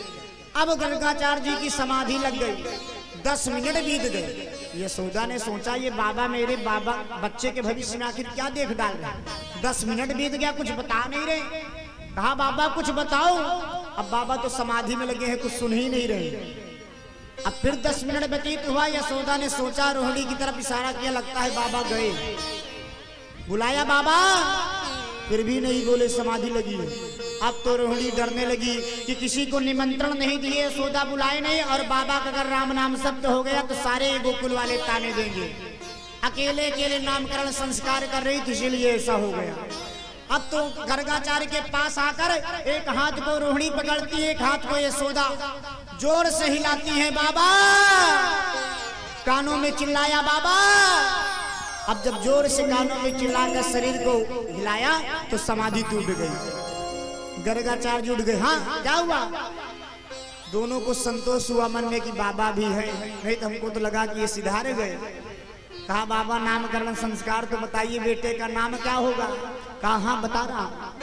कहा हमको तो लगा बाबा आप इसके भविष्य क्या, इसके 2 4 7 जन्मों की बातों को देख रहे हैं, इतना देर लगा दिए। कहा ऐसा तेरा लाला है ही यशोदा कि बहुनि सन्ति नामानि रूपाणि चासु तस्सते गुणकरवान् रूपाणि तन्याहं वेदनो जनः। हे यशोदे, ये जो तेरा लाला है ना, एक नाम नहीं बहुनि सन्ति नामानि, इसके अनेक नाम होंगे और इसके गुण की तो कोई व्याख्या ही नहीं। तन्याहं वेदनो जनः, इसके गुण को वेद भी गाते हैं, माने साक्षात परब्रह्म है। अब फिर से कहा अच्छा नाम तो बताइए, गुण को विषय में बता रहे हो। नाम को जब बताने लगे तो कहने लगे प्रयागम चा वसुदेवस्य क्वाचित्तस्य जातया वसुदेवा इत श्रीमान भिज्ञा संप्रयक्षते। कहने जा रहे थे कि ये तो साक्षात नारायण है, और जो ही नारायण कहने जा रहे थे कन्हैया हाथ जोड़ लिए। हे गर्गाचार्य जी ऐसी नाम को ना बताओ कि मेरे ऊपर आपदा आ जाए। मानो गर्गाचार्य कन्हैया से कहने लगे भैया बताने में आपदा क्या है? हाथ जोड़कर निवेदन किए, ये दुनिया वालों को जानते नहीं आ। जो ही बताए कि मैं नारायण हूँ, ये जो मुझे गोदी में लेकर मैया सेवा कर रही है और खूब दूध पिलाती है, माखन खाने को देती है, ये सब बंद हो जाएगा। कहा क्यों? कहा ये संसार वाले ऐसा ही करते हैं, जब तक हम पुत्र बने रहेंगे खूब सेवा करेंगे, लेकिन जो ही भगवान बन जाएंगे सेवा नहीं होगी। कहा क्यों सेवा नहीं? कहा संसार वाले करते क्या है महाराज कि जब पुत्र के खाने की बात आती है तो हार्लिक्स और कंप्लेन आता है, लेकिन भगवान के खाने की बात आती है तो महाराज सोचते हैं कि सबसे सस्ता क्या है? कहते हैं मिश्री या लाची दाना ले आलो भोग लगाने के लिए। बेटे के बर्थडे पे महाराज 1000 का केक आएगा और भगवान का तो कभी जन्मदिन मनाते ही नहीं, इसलिए मेरे ये ना बताओ मैं भगवान हूं। और इतना ही नहीं, ये दुनिया वाले इतने स्वार्थी हो गए हैं गर्गाचार्य जी कि अगर अपनी बात आई तो अपने लिए 10,000 का वस्त्र ले लेंगे, लेकिन अगर भगवान को चढ़ावे की बात आई तो बड़ी पूजा जाने दो, छोटी पूजा जब सत्यनारायण की कथा करते हैं तो जाते हैं वस्त्र वालों के पास, कहते हैं कोई रद्दी वस्त्र दे दो भगवान के लिए पूजा में लेना। और बनिया भी इतने होशियार हो गए कि अगर कोई यजमान पढ़ा लिखा हो सोचे कि सुंदर वस्त्र ले लें पंडित जी को देने के लिए, क्योंकि भगवान को चढ़ाएंगे तो पंडित जी ही लेंगे। तो सेठ जी कहते हैं अरे इसको क्यों ले जा रहे हैं, ये तो महंगा वाला है, पंडित जी को देना है, ये सस्ते वाला ले जाइए। वो खुद ही मारा, अपने लिए खाना होता है तो बड़ी बड़ी सुपारी ले आएंगे, और भगवान को जब चढ़ाने की बात आएगी तो एकदम जो सड़ी वाली होती है, कहते हैं सबसे सड़ी वाली सुपारी सस्ती वाली दे दो। तो इसलिए ये ना बताओ मैं भगवान हूँ। ये दुनिया वाले अपने लिए बहुत कुछ करेंगे, तो इसी प्रकार ये यशोदा मैया सेवा मेरी खूब कर रही, लेकिन बता दिए कि मैं नारायण हूँ तो सारी सेवा बंद, और कल से ले जाके एक अलमारी में बैठा देगी। जो दिन भर गोदी में टांगे रहती है अलमारी में ले जाके बैठा देगी, सुबह ले आके 4 दाना मिश्री दे देगी, एक धूप बत्ती जला देगी, और दिन भर पूछने भी नहीं आएगी कि प्यास लगी है कि भूख लगी है। इसलिए भगवान मानना नहीं चाहते ना, न बताओ मैं भगवान हूं। और भगवान की क्योंकि ऐसी दुर्दशा हो गई मां, क्योंकि लोगों को चाहिए कि हम जो खाएं उससे अच्छा भगवान को खिलाएं, हम जो वस्त्र पहने उससे अच्छा परमात्मा को पहनाएं। लेकिन लोगों की मानसिकता ऐसी हो गई है कि अपने लिए सुंदर लेकिन भगवान के लिए सबसे रद्दी वाला सामान। तो इसलिए आज भगवान डर रहे हैं कि मुझे भगवान न बनाओ, मैं मानव बनने में बड़ा पसंद हूं। तो इसलिए महाराज अपनी सोच को बदल लीजिए, नहीं तो अगर साक्षात कलयुग में भी भगवान आ गए तो आप पहचान नहीं पाओगे भगवान, क्योंकि तब तो गर्गाचार्य जी थे वो पहचाने गए, लेकिन अब कोई इतना सक्षमवान नहीं होगा पहचान पाए, और भगवान बताएंगे भी नहीं। क्यों? क्योंकि बता देंगे तो महाराज तब तो मान लो दूध में उनको स्नान कराया जाता था। अब ये दुनिया वाले स्वयं पैकेट का दूध यूज करते हैं, तो भगवान को कैसे दूध में स्नान कराएंगे? इसलिए भगवान बताएंगे भी नहीं। इसलिए अपने विचार को बदलिए, भगवान के प्रति इतना सुंदर सा विचार हो जाए कि आनंद रहे जीवन में। एक हमारा सेठ जी थे, और सेठ जी एक दिन हनुमान जी के मंदिर में दर्शन करने गए। भगवान के प्रति विचार देखिए। और जब मंदिर में दर्शन करने गए तो बड़ी जोरों से लाइन लगी थी, हजारों की संख्या में भीड़ थी। तो लाइन में लगे लगे एक 5 का सिक्का ले लेते हैं मन में, और हाथ में उसको बंद कर लेते हैं कि आज आया हूं मंदिर तो 5 रुपए चढ़ा ही दूं हनुमान जी को। ये सब हनुमान जी कमवाते हैं, 5 रुपए चढ़ाने से कुछ नहीं होगा, चढ़ा दें। और किसी प्रकार महाराज हिम्मत बनाते बनाते 5 रुपए की हिम्मत बनी और उसे मुट्ठी में ले लिए, और लाइन में लग गए। हजारों की संख्या दर्शन करके हटती गई, आगे बढ़ते गए 100 बचे। 100 जब बच गए तो उनका 10 बचे और लोगों का दर्शन हुआ। जब 10 लोग रह गए तो सेठ जी ने सोचा देखें कि मेरे हाथ में सिक्का है कि गिर गए। मुट्ठी को खोलकर सिक्के की तरफ देखने लगे। जब सिक्के की तरफ देखा तो 1 घंटे लाइन में लगे हो गए थे, हाथ में पसीना हो गया था। जब हाथ में पसीना हो गया था तो सेठ जी ने सोचा अरे मेरा सिक्का इतना रोया है, बताओ ये मुझसे अलग होना नहीं चाह रहा है, मैं इसको भगवान को चढ़ाने जा रहा हूं, इसलिए सोच रहा है कि मुझसे अलग हो जाएगा। इतना आंसू बहाया है कि मेरे हाथ गीले हो गए, इसको मैं अपने पास से अलग नहीं होने दूंगा। इतने देर में उनका नंबर आया, सिक्के को उठाकर जेब में डाला, झूठे प्रणाम किए, आगे बढ़ गए। तो ऐसे विचार जब होंगे महाराज तो कल्याण नहीं होंगे। कि बताइए सिक्के भी रोते हैं, वैसे भी आप कोई सामग्री लेके मुट्ठी बंद कर लीजिए, पसीने हो जाएंगे। इसलिए विचार को अगर पवित्र करोगे तब तो कन्हैया के दर्शन होंगे। और मन में अगर आपके अंदर अपनापन और परायापन है तो कभी नाथ स्वीकार नहीं करेगा, क्योंकि नाथ को अहंकार और दिखावा बिल्कुल नहीं पसंद है। परमात्मा को तो निर्मल मन ही पसंद है। आप अगर नमक रोटी खाते हो तो परमात्मा को भी नमक रोटी खिलाइए, प्रेम से प्राप्त करेगा। क्योंकि नाथ तो कहता है कि भाव का भूखा हूं मैं, भाव ही एक सार है, भाव से जो कोई भजता उसका बीड़ा पार है। भावा ही पिजते देवा, मैं भाव को आदमी के देखता हूँ, ना तो मैं उसके वस्त्रों को लेने आता हूँ, ना उसके सामग्री को देखने आता हूँ, बस उसके मन में बसे भाव को देखता हूँ। तो अगर भाव प्रधान है तो नाथ आपका नमक रोटी स्वीकार करेगा, और अगर आपके अंदर भाव नहीं है तो आप काजू कतरी की मिठाई भी चढ़ा दीजिए, नाथ कभी स्वीकार नहीं करेगा। तो आज जब देखा कि कन्हैया मना कर रहे हैं तो बातों को बदल दिया गर्गाचार्य जी ने। क्या कहा कि वसुदेव सहित श्रीमान भिज्ञाय प्रजा संप्रयक्षते। हे यशोदे, ये तो ऐसा देखने में लग रहा है कि वासुदेव के सारे गुण इसके अंदर होंगे। कहने जा रहे थे साक्षात वासुदेव हैं, लेकिन बादों को बदल दिया कि वासुदेव ऐसे गुण होंगे इसके अंदर। कन्हैया प्रसन्न हो गए, नाथ इज्जत को तो रख दिया आपने मेरे। अब यशोदा ने कहा जब नामकरण संस्कार करते हैं पंडित जी, जिस दिन घर पे आए तो ब्राह्मणों को भोजन कराना चाहिए। गर्गाचार्य जी ने कहा विलंब हो रहा है, भोजन नहीं करेंगे। यशोदा जी ने कहा बिना भोजन करने जाने नहीं देंगे, और माताएं जिद कर लें तो बिना खाए कैसे जा सकते। महाराज पंडित जी को कितना भी विलंब होता रहे, किसी प्रकार यजमान को समझा सकते हैं, लेकिन अगर यजमान की पत्नी ने जिद किया तो बनाना खाना ही पड़ता है। तो आज यशोदा जी ने जिद कर दिया तो गर्गाचार्य जी ने कहा सारी व्यवस्था बनाओ। व्यवस्था बनाया बढ़िया, और 10 प्रकार के व्यंजन तैयार कर ली। और जो ही खाने के लिए बैठे तो खाने का तरीका क्या है, भोजन पाने का तरीका क्या है हमारे? भोजन के नियम है पाने। जब भोजन पाया जाए तो भोजन को सदैव अपने से ऊपर रखना चाहिए, लेकिन अब हम लोग उल्टा करते हैं, पीढ़े पर स्वयं बैठते हैं और थाली को जमीन पर रखते हैं, जबकि ये नियम उल्टा है। भोजन करने का नियम ये है कि हम जमीन पर बैठें और भोजन की थाली को पीढ़े पर रखें, क्योंकि वह अन्नपूर्णा देवी है, हमसे ऊपर रहनी चाहिए, ना कि हमसे नीचे।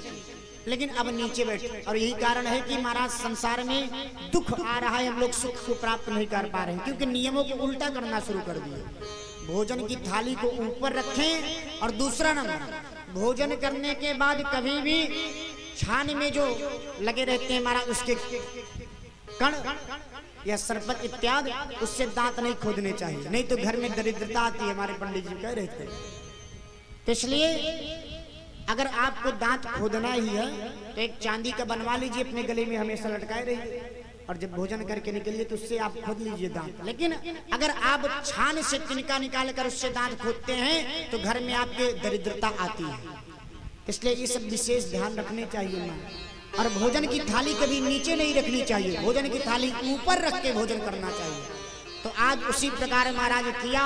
गर्गाचार्य जी ने भोजन बनाने के बाद भोजन की थाली को ऊपर रखा, स्वयं नीचे बैठ गए आसन लगा करके, भोग लगाया नाथ को।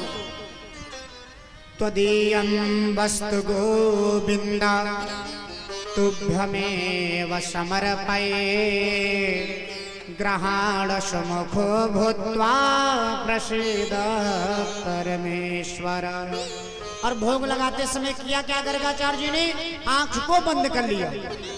तो कन्हैया ने सोचा कि महाराज ये जान रहे मैं साक्षात नारायण हूँ, और जब जान रहे मैं नारायण हूँ तो आंख को क्यों बंद कर रहे हैं? अब मुझे जाना पड़ेगा। और कन्हैया आए, आके किए क्या कि लगे दाल चावल रोटी सब्जी पानी। गर्गाचार्य जी हाथ में जल लिए देखते रहे, जब आंख को खोला तो देखा आधा भोजन गायब है। जोर से चिल्लाए, रे यशोदा देखो अपने लाला को। यशोदा भागी भागी आई तो कन्हैया कुछ दाल खाए, कुछ बगल गिराए, कुछ मुंह में लगाए। यशोदा हाथ जोड़ने लगी, है ना क्षमा बड़न को चाहिए, छोटन को उत्पात। ये छोटा बालक है, अगर गलती कर दी तो मैं क्षमा मांगता हूँ। आप बिना भोजन किए जा नहीं सकते हैं। पुनः फिर से भोजन बनवाया। अब इस बार गर्गाचार्य जी ने जो 10 प्रकार का व्यंजन बनाया था, कहा इतना विलंब हो रहा है, पूरी सब्जी बनाएंगे। पूरी सब्जी बनाया, और पूरी सब्जी बनाकर फिर आंख को बंद करके भोग लगाया। फिर मेरे नाथ जाके भोजन पाने लगे। राजन आज हाथ जोड़कर खड़े हो गए, परीक्षित महाराज ये कन्हैया बार बार क्यों जाके जूठा कर दे रहे भोग? कहा माने गर्गाचार्य को दिखाना चाहते हैं कि जब गर्गाचार्य को पता हो गया मैं साक्षात नारायण हूँ, तो भोग लगाते समय ये आंख बंद करके क्यों भोग लगा रहे हो? जब मैं सामने खड़ा हूं तो दिखावा करने की क्या जरूरत है? आंख बंद करके तब भोग लगाया जाता है जब भगवान की प्रतिमा सामने ना हो। और भगवान की प्रतिमा जब सामने है तो आंख बंद करके दुनिया वालों के सामने दिखावा क्यों करते हैं? इसलिए दिखावा को भगवान को पसंद नहीं है, इसलिए भगवान जाके जूठा कर देते हैं। तीसरी बार फिर से भोग की व्यवस्था हुई, खिचड़ी प्रसाद को बनाया और गर्गाचार्य जी से महाराज खिचड़ी प्रसाद को इस बार आंखें पकड़ ली, आंखें बंद नहीं करेंगे, कान्हा आएगा तो तुरंत देख लेंगे। तो ना कन्हैया ने कहा मैं यही तो चाहता था कि आप आंखें बंद खोल के भोग लगाओ, क्योंकि जब मैं आपके सामने हूं तो बंद करने की आंखें हो सकता क्या है?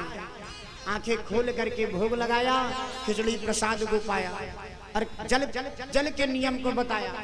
कहा महाराज जब भोजन किया जाए तो भोजन करते समय जो जल का पात्र रखा जाए दाहिनी तरफ रखना चाहिए, बाईं तरफ नहीं रखना चाहिए, दाहिनी तरफ।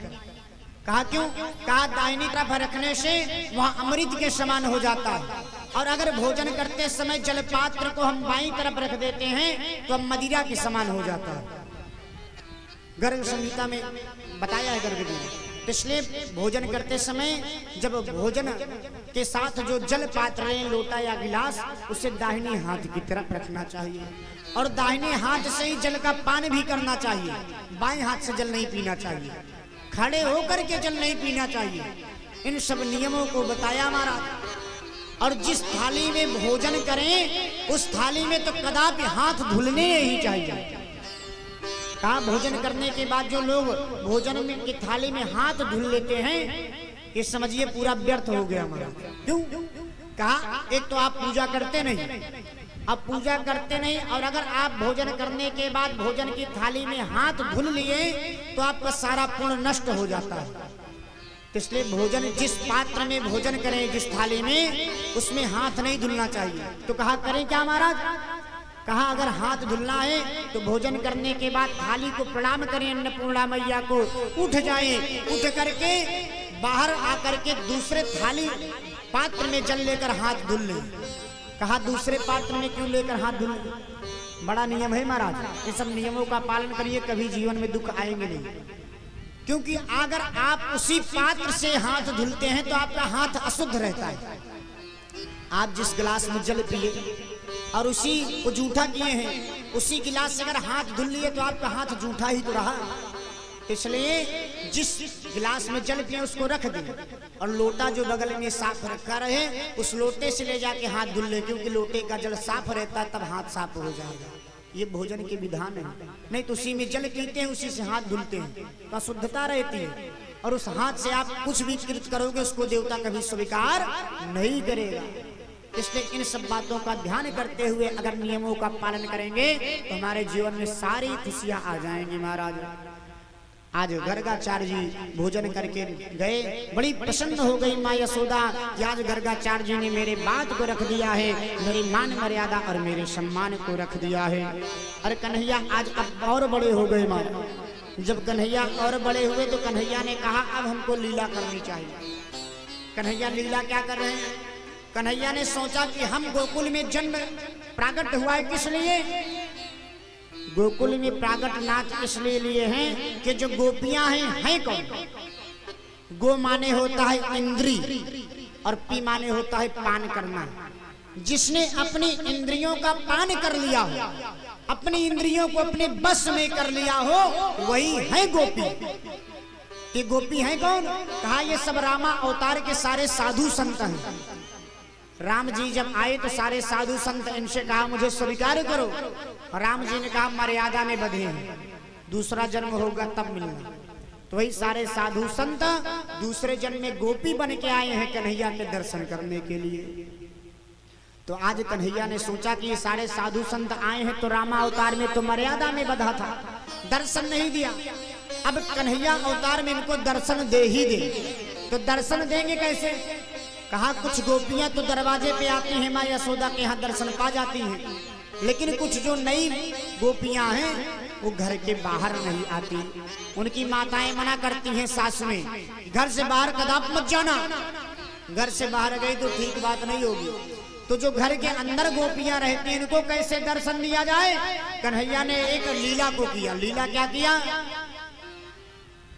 ब्रजे वसंतम नवनीत चौरम गोपांगनानां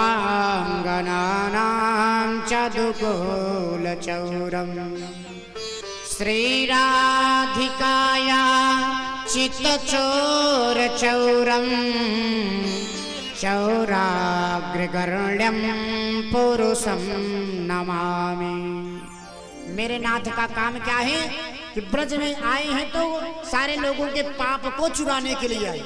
ये दुनिया वाले कहते हैं कन्हैया माखन चुराए, कन्हैया राधा के हृदय को चुराए, लेकिन ये नहीं जानते कि कन्हैया ने माखन चुराया है तो उसके पीछे भी लीला है। लीला क्या है कि कन्हैया माखन चुराने के बहाने सारे गोपियों को दर्शन देने गए, और दर्शन देने से क्या होगा कि सारी गोपियां के पाप कट जाएंगे। तो सारी गोपियों का पाप हरण करने के लिए बहाना बनाया माखन चुराने का। बाकी तो उनका काम है पाप चुराना, तो पाप चुराने के लिए सामने उनसे मिलना होगा, तो मिलने का और कोई चारा नहीं था, इसलिए कन्हैया ने माखन चोरी की लीला को किया है हमारा।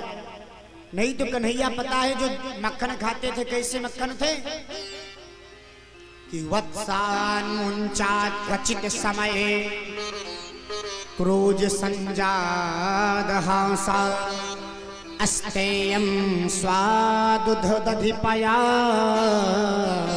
कल्पितास्ते योगी। 1 लाख गैया थी यशोदा मैया के पास। 1 लाख गैया का दूध निकालने के बाद 10,000 गैया को पिलाती थी। 10,000 गैया का दूध निकालकर 1,000 गैया को पिलाती थी। 1,000 गैया का दूध 100 गैया को, 100 गैया का दूध 10 गैया को, और 10 गैया का दूध निकालकर 1 गैया को पिलाती थी, जिसका नाम था वत्सा। तो वत्सात मुंचात क्वचित समय, जब वत्सा के दूध को निकालती माँ यशोदा अपने हाथों से, तो वत्सा के दूध से जो मक्खन बनाती थी उस मक्खन को लाला को खाने के लिए देती थी। 1 लाख गैया का तत्व जिस गैया के अंदर था, ऐसे मक्खन को खाने के लिए कन्हैया को देती थी। तो बताइए कन्हैया को माखन चुराने की क्या आवश्यकता थी? लेकिन माखन चुराना तो बहाना था, वास्तव में सारी गोपियों के पाप को चुराना था। क्योंकि मेरा कन्हैया जब किसी से प्रेम करता है तो करता क्या है कि अनेक जन्मार्चित पाप चौरम, एक जन्म के नहीं, आपके जन्म जन्मांतर के जो पाप होते हैं उसका हरण कर लेता है मेरा नाथ। एक बार नाथ की शरण में आओ, कितना भी पाती हो, कितना भी पातकी हो, मेरे नाथ उसके अवगुण को नहीं देखते, तुरंत से स्वीकार कर लेते हैं। तो आज कन्हैया माखन चुराने के लिए ये क्या एक मंडली बना ली, माखन चोर मंडली।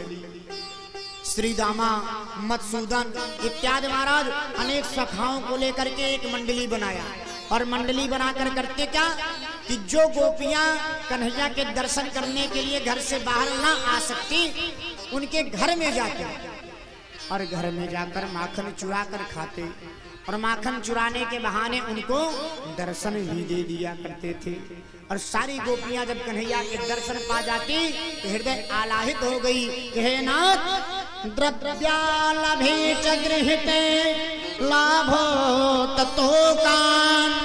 मैंने कभी सोचा भी नहीं था कि आप मुझे दर्शन देने आएंगे नाथ, लेकिन आज आपने दर्शन देकर मेरे जीवन को कृतार्थ कर दिया।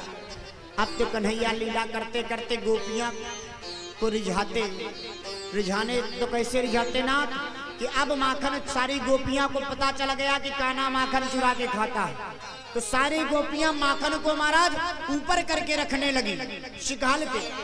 जब शिकाल पे रखती तो कन्हैया भी इतना बड़ा हमारा नटखट गोपाल कि सारे सखाओं को ले जाता, सखाओं के ऊपर सखा, सखाओं के ऊपर सखा, सबसे ऊपर कन्हैया चढ़ जाता, और सबसे ऊपर कन्हैया चढ़ करके मिटकी को उतारता। राजा परीक्षित हाथ जोड़ के खड़े हो गए, महाराज ये कन्हैया सखाओं के ऊपर क्यों चढ़ता है?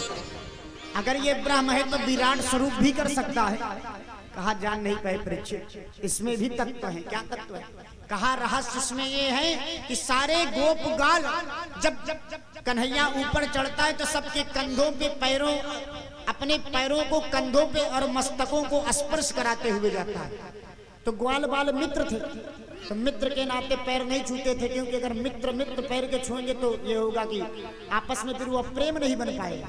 तो नाथ ने सोचा अगर मेरे चरणों को स्पर्श नहीं करेंगे तो इनका कल्याण नहीं हो सकता, इसलिए मेरे नाथ ऊपर चढ़ते थे तो उनके सर को स्पर्श हो जाता चरणों से, तो उनका कल्याण हो जाता था।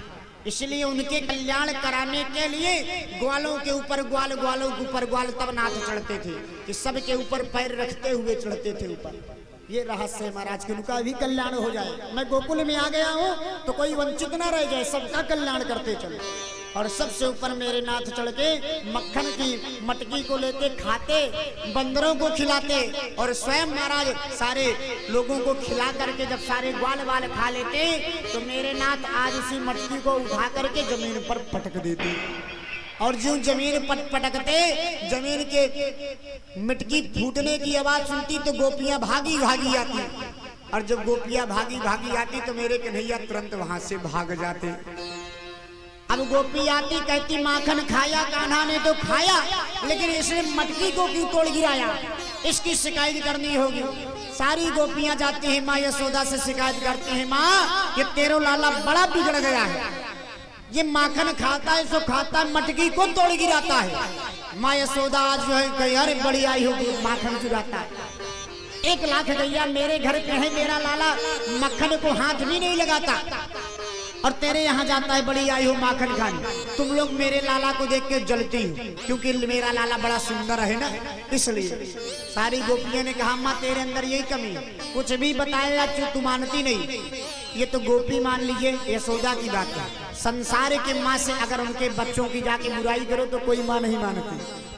कोई भी जाके कहे कि आपका लाला शरारती है, सब मानेंगे, पिता मान जाएगा, लेकिन माँ कहेंगे मेरा लाला शरारती नहीं है। अभी लाला गिर जाए, किसी को मार दे, चोट लग जाए, और आके शिकायत करो कि आपके बच्चे ने मार दिया, तो माँ ये नहीं कहेगी आपको चोट लग गई। माँ जो ये कहेगी पहले कुछ आपने किया होगा तभी मारा। तो बच्चे की गलती को तुरंत छुपा देती है। तो महाराज यशोदा है, कभी स्वीकार ही नहीं करती थी कि मेरा लाला माखन चुराएगा। कहा किसी दिन पकड़ के दिखाओ तब मानेंगे। और एक दिन कन्हैया लीला करते करते किए क्या कि एक विशाखा सखी है, विशाखा के यहाँ माखन चुराने गए, और जो ही मटकी को तोड़ करके भागने का प्रयास किए तो आकर विशाखा ने कन्हैया के हाथों को पकड़ लिया।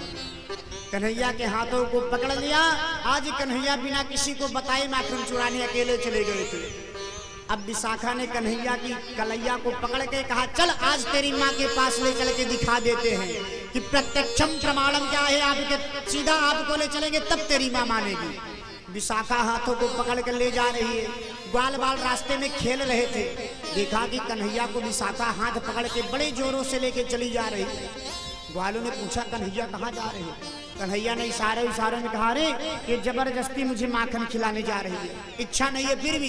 ग्वालों ने कहा आज मुझे भूल गए, जब चुरा के खाना होता था तब तो ले चलते थे, अब खिलाने जा रही तो मुझे भूल गए। कन्हैया ने कहा खाना है कहा? कन्हैया ने लीला किया, क्या किया? विशाखा से कहा अरे गोपी तेरे अंदर दया नहीं है क्या? दया नशीलस्तम गोपी, तेरे अंदर दयाशील नहीं रहा। कहा चुप बिल्कुल बोलना ना, ये जो तेरी तोतरी बोली है यही बोली बोलकर मेरे मन को मोह लेता है, अब तेरी बात सुनेंगे नहीं। कहा एक बात तो सुन ले गोपी। जब कहा एक बात सुन ले गोपी तो गोपी पिघल गई। कहा बता क्या बात है? कहा बात ये है कि जो मेरे हाथ को पकड़ी हो ना तो मुझे दर्द हो रहा है, ऐसा करो मेरे हाथ को छोड़ दो। कहा छोड़ देंगे तो भाग जाओगे। कहा भागेंगे नहीं गोपी, ऐसा करते हैं मैं तेरे हाथ को पकड़ के चलता हूँ, मेरे ऊपर विश्वास है। गोपी इतना कन्हैया के प्रेम में बावरी थी कि भूल गई कि कन्हैया पकड़ के चलेगा कि भाग जाएगा। अब कन्हैया गोपी के हाथ को पकड़कर आगे बढ़ने लगा और पीछे से एक लाला को बुलाया, ग्वाले को इशारा किया, ग्वाला आया, उसके हाथों को धीरे से गोपी का हाथ पकड़ा दिया और स्वयं पीछे से धीरे धीरे निकल कर भागता हुआ सीधा नंद महल में आ गया। और नंद महल में आकर माँ यशोदा से कहने लगा हे माँ यदि सत्तस्त्वैव, मैं आपसे एक बात बताऊं, कहा कन्हैया तू कुछ मत बता, तू मैं जानती हूँ तू माखन चुराता है, लेकिन मैं तेरी माँ इसलिए तेरी बात को छुपाती हूँ। कहा माँ बिल्कुल नहीं चुराता। उठा बैठ की कान को पकड़ लिए, कहा बस कर, यही तेरी जो अदा है ना इसी पे मैं पागल रहती हूँ, बता क्या कह रहा है। कहा माँ ये जो विशाखा है ना ये मुझे देख के बहुत जलती है, मुझे कहती आओ मेरे घर पे माखन खाओ, मैं खाने नहीं जाता, और खाने नहीं जाता ना इसीलिए वो आकर बार बार आपसे मेरी शिकायत करती है। कहा बड़े आए हो, जाते नहीं तब भी शिकायत करने आती। और यही बात कर ही रहे थे कि विशाखा ऊपर बढ़िया सर को किए चली आ रही, सोच रही कि कन्हैया हाथ पकड़े हैं, और कन्हैया तो एक ग्वाले को हाथ पकड़ा कर भाग गए थे। अब सोचा कन्हैया हाथ पकड़ के आ रहे, विशाखा महाराज एकदम पहुंच गई। आज मन में उसके बड़ी उत्सुकता है कि आज सारा अहंकार यशोदा के टूट जाएंगे, आज कन्हैया को पकड़ ही लिया है रंगे हाथ। जोर से दरवाजे पे आवाज लगाई, अरे यशोदा बाहर आ, देख तेरे लाला ने माखन चुराया है। यशोदा बाहर आने लगी तो कन्हैया यशोदा के पीछे छुपते छुपते आए। यशोदा बाहर निकलते ही विशाखा को डांट लगाई, पगली है, मेरे लाला ने कहा तेरा माखन खाया। कहा इसी बात से आज प्रमाण लेके आई, क्योंकि तू मानती नहीं ना। देख तेरे लाला, जो कहा ये तेरे लाला, मुख को घुमाया तो देख रहा है ग्वाला। कन्हैया तो गायब है, और कन्हैया मुस्कुराते हुए माँ के पीछे से निकलते हैं महाराज, जीभ को लुकुलपाते हुए, मानो गोपी को आज चिढ़ा रहे हैं। गोपी इधर देखती है, कान्हा की तरफ देखती है, अपने हम मस्तक को ठोकती है कि मैंने इसके चक्कर में पड़ा कि वो इतना ही बावरी, इसके हाथ को छोड़ दिए भाग आया, अब तो मुझे डांट पड़ेगी। माँ यशोदा डांट लगाने लगी, इसीलिए कहती हैं आज से मेरा लाला तेरे घर जाएगा नहीं। जब देखो तब लाला की शिकायत करते, मेरा लाला मेरे पास है, फिर भी कह रहे हो कि माखन चुराने आ गया, दूसरे ग्वाला को भी मेरा लाला बना दी। अब तो विशाखा को कुछ भी कहें गलती की है, क्योंकि अगर कन्हैया होते तब तो उसकी रुतबा चलती। अब कन्हैया की जगह ग्वाला है तो जो भी यशोदा कह रही सर को नीचे करके सुने जा रही है बेचारी। खूब डांट लगाई माँ यशोदा ने। भागती हुई विशाखा घर पे आई कि आज ये कन्हैया इतना, ये मैं तो जानती थी कि माखन चोर है, लेकिन ये बड़ा मायावी भी है, अब इससे बच के रहना होगा। अब कान्हा ऐसी माया को करने लगे कि एक दिन ऐसे नियम को अपनाया कि महाराज सारे गोकुल में एक हवा उड़ा दिया कि भैया सारी गोपियां अब बच के रहा करो। सबने पूछा क्यों? कहा एक बाल काटने वाला है, वो आता है और सबके बाल को काट के लेके चला जाता है। कहा कौन है? कहा हवा। अब सारी गोपियां कन्हैया की बात को सत मान करके दिन में सोती ही ना। कहा कन्हैया ने ये क्यों कहा, झूठ क्यों बोला? कहा क्योंकि सारी गोपियां दिन में सोती थी और दिन में सोना पाप है, इसलिए कन्हैया ने सोचा जब ऐसा कह देंगे तो अपने बालों से इनको इतना प्रेम है कि बालों के लालच में दिन में नहीं सोएंगे और इसी बहाने इनसे पाप नहीं होगा, पापों से बच जाएंगे। और एक दिन महाराज एक सखी ललिता है जो कि दिन में बढ़िया अपने बालों में तेल को लगा करके बढ़िया लेट जाती है चारपाई पे और सुंदर सी हवा चलती है, नींद आती है, बाल को लटका करके ही सो जाती है। कन्हैया ने देखा कि अच्छा आज ये दिन में सो रही, इसको मजा चखा ही लिएगा। कन्हैया पहुंचे और पहुंचकर जिस चारपैया पे वह गोपी सो रही थी उसकी चोटिया जमीन पर लटक रही थी, चोटिया को पकड़ लिया और चोटिया को पकड़कर उसी चारपाई की पटिया में बांध दिया और चारपाई की पटिया में बांध करके जोर से कानों में चिल्ला दिया, अरे गोपी हवा आया हवा। अब गोपी ने देखा कि बाल खोलकर सो रहे थे, उठ के भागी सीधा। अब गोपी जब भाग रही है आगे आगे गोपी पीछे पीछे चारपाई, क्योंकि पटिया में चोटिया बांध दिए है। अब गोपी जोर जोर से चिल्ला रही, बचाओ बचाओ। सारी गोपी एकत्र हो गई, क्या हुआ? अरे हवा ने मेरे बाल को पकड़ लिया है, हवा ने मेरे बाल को पकड़ लिया है। सारी गोपी एकत्र होकर डांट लगाई, बावड़ी तुम पगली है, अपने आप से चारपाई की पटिया में चोटियां बांध के कहती है हुआ आ गया। तब सारी गोपियों ने देखा, कहा इसमें भी कन्हैया की ही लीला है, ये हवा हुआ कुछ नहीं है, ये कन्हैया हम लोगों को डराने के लिए हवा निकाला है, ये कन्हैया छलिया भी हो गया है, इससे कितना बचा जाए। सारी गोपियों ने कहा इसे सबक सिखानी ही पड़ेगी। अब सारी गोपियां कन्हैया के प्रेम में इतना आलाहित हो गई है महाराज कि जिस दिन कन्हैया के दर्शन नहीं कर पाती ना उस दिन लगता है कि जैसे आज मेरा कुछ गायब हो गया हो। अब विशाखा सखी जो माँ यशोदा से शिकायत करने गई थी कि यानी याना ही गीतानी तदबाल चरितानता। महाराज शिकायत करने गई थी, माँ यशोदा ने डांट लगा दी। तब से कन्हैया उसके घर नहीं जाते थे और विशाखा भी ना आती। 10 दिन बीत गए, अब विशाखा से रहा नहीं जा रहा है बिना दर्शन किए। तो आज की क्या कि बहाना बना के घर आ रही है यशोदा की। किस बहाने से आई? हाथ में महाराज एक पात्र लेकर गोबर मांगने के बहाने आई। यशोदा ने कहा क्यों आई है विशाखा, जा मेरे घर से। कहा क्या बताएं मैया, मेरे घर में आज पूजा है तो घर को लीपना है तो गैया का गोबर चाहिए। माँ यशोदा समझ गई है तो बहाना इसके घर में तो गैया खुद है, क्या करेगी गोबर। कहा जा, तो यहाँ क्यों आई, जा गौशाला में ले गई। गौशाला में जो गई गोबर लेने, गोबर भर रही है और निगाहों से इधर उधर देख रही है कि कन्हैया कहीं दिख जाए तो बुला ले, थोड़ा दर्शन हो जाए, कन्हैया दिख जाए तो दर्शन हो जाए। गोबर भरे जा रहे हैं, कन्हैया को निहारे जा रहे। अब कन्हैया समझ गए कि मेरी दर्शन के लिए आई है, तो कन्हैया मुस्कुराते हुए गौशाला की तरफ चले आ रहे हैं। जो गौशाला की तरफ आए, गोपी ने इशारा किया, कन्हैया ने कहा नहीं आएंगे, तुम मेरी माँ से शिकायत करती हो न, जाओ।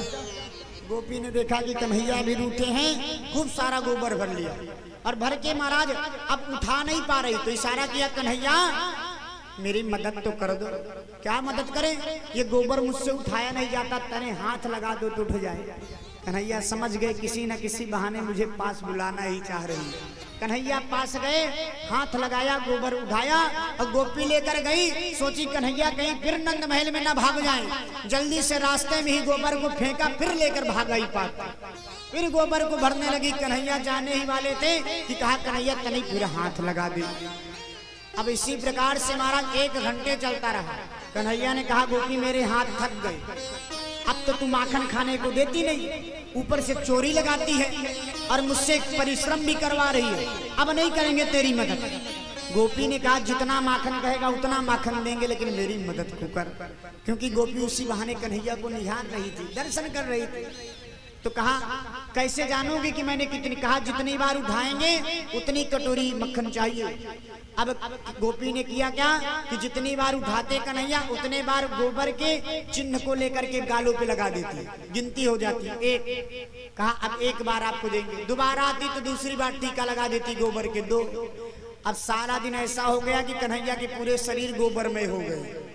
गैया की गोबर से ही पूरा शरीर लीप उठा और गोबर महाराज गोपी के घर और एक जगह जहाँ फेंक रही है पूरे गोबर ही एकत्र हो गए।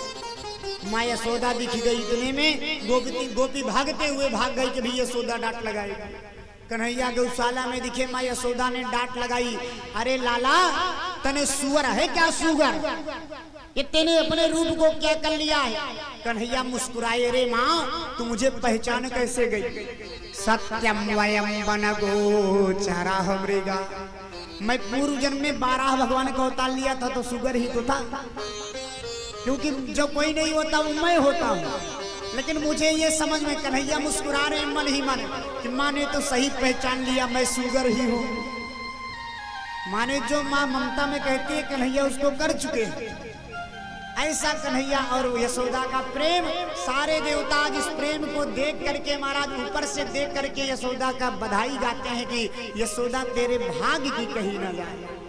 जिस दर्शन के लिए शेष महेश गणेश दिनेश, जिनके दर्शन के लिए हमारा शेष महेश दिनेश गणेश हाथ जोड़े खड़े रहते हैं कि एक बार दर्शन मिल जाए, उन्हीं के दर्शन में नित्य यशोदा मैया इतना आनंदित हो गई हैं कि सारे देवता आज इसको देख करके हर्षोल्लास होते हैं। ऐसी लीला है मेरे नाथ। अब कन्हैया ने एक दिन विचार किया कि मैं इस पे इतनी लीला कर ही दिया हूँ तो क्यों ना आज तने ब्रज की रज को चख के देखा जाए, इसमें क्या मजा है। कन्हैया सारे ग्वाल बालों के साथ एक दिन महाराज खेल रहे थे और खेलते खेलते किया क्या कि कसमान हृदमदान तात्मन भवान भक्षितवान रहा वदंति तावका होते कुमारस्ते ब्रजो व्ययम। कन्हैया देखे कि सारे बालों के साथ खेलते ही खेलते मन में आया कि इस ब्रज की रज को मैं ग्रहण कर लूं। क्यों? क्योंकि ये ब्रज की रज की महिमा ही बड़ी है।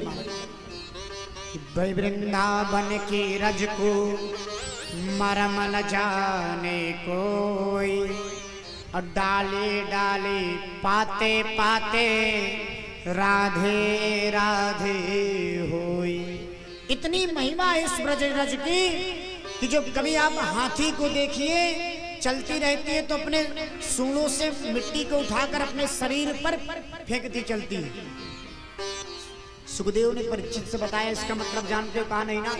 कहा हाथी जिस ब्रज को मेरे नाथ खाए हैं तो हाथी उसी रज की तलाश करती रहती है कि जिस रज को मेरे नाथ खाए हैं, जिस पर क्रीड़ा किए हैं, मैं हर रज को फेंकती चलूंगी अपने शरीर पे।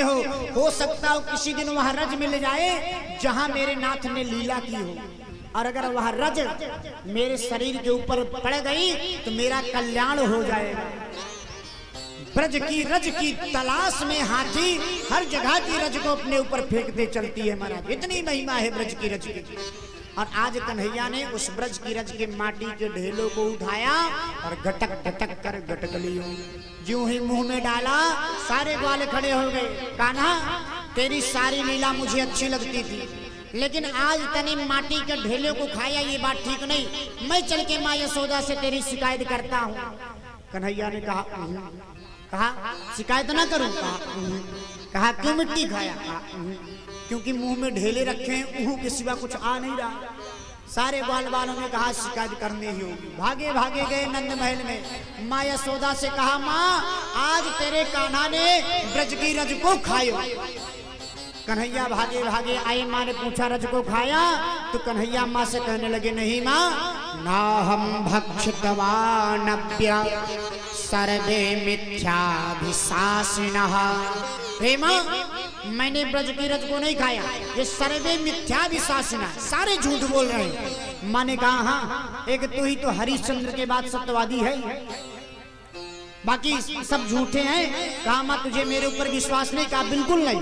तो कहा यदि सत्यगिरिस्तय्य समक्षम पश्यमे मुखम, अगर नहीं विश्वास है माँ तो मैं मुख को खोल देता हूँ, मेरे मुख को देख लो। समक्षम पश्यमे पश्यमे मुखम, कहा हाँ तूने ठीक बताया, तेरे मुख को ही देख लिया जाए। कन्हैया ने मुख को खोला। ज्यों ही मुख को खोलकर मेरे नाथ खड़े हुए गोकुल में, और माँ ने मुख को देखने का प्रयास किया। मेरे नाथ ने सोचा आज थोड़ी माया दिखा दी जाएगा।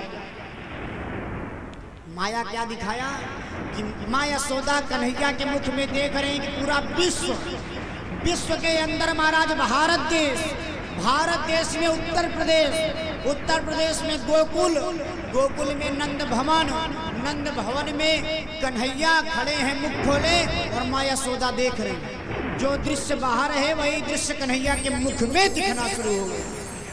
माँ एकदम परेशान हो गई। इतनी माया मायापति की नाथ, मुख में देखा सब संसार, मुख में देखा सब संसार, मुख में देखा सब संसार, मुख में देखा सब संसार, जीव चराचर भूप त्रैलोकी, जीव चराचर भूप त्रैलोकी, ताकर महिमा अपार, मुख में देखा सब संसार, मुख में देखा सब संसार।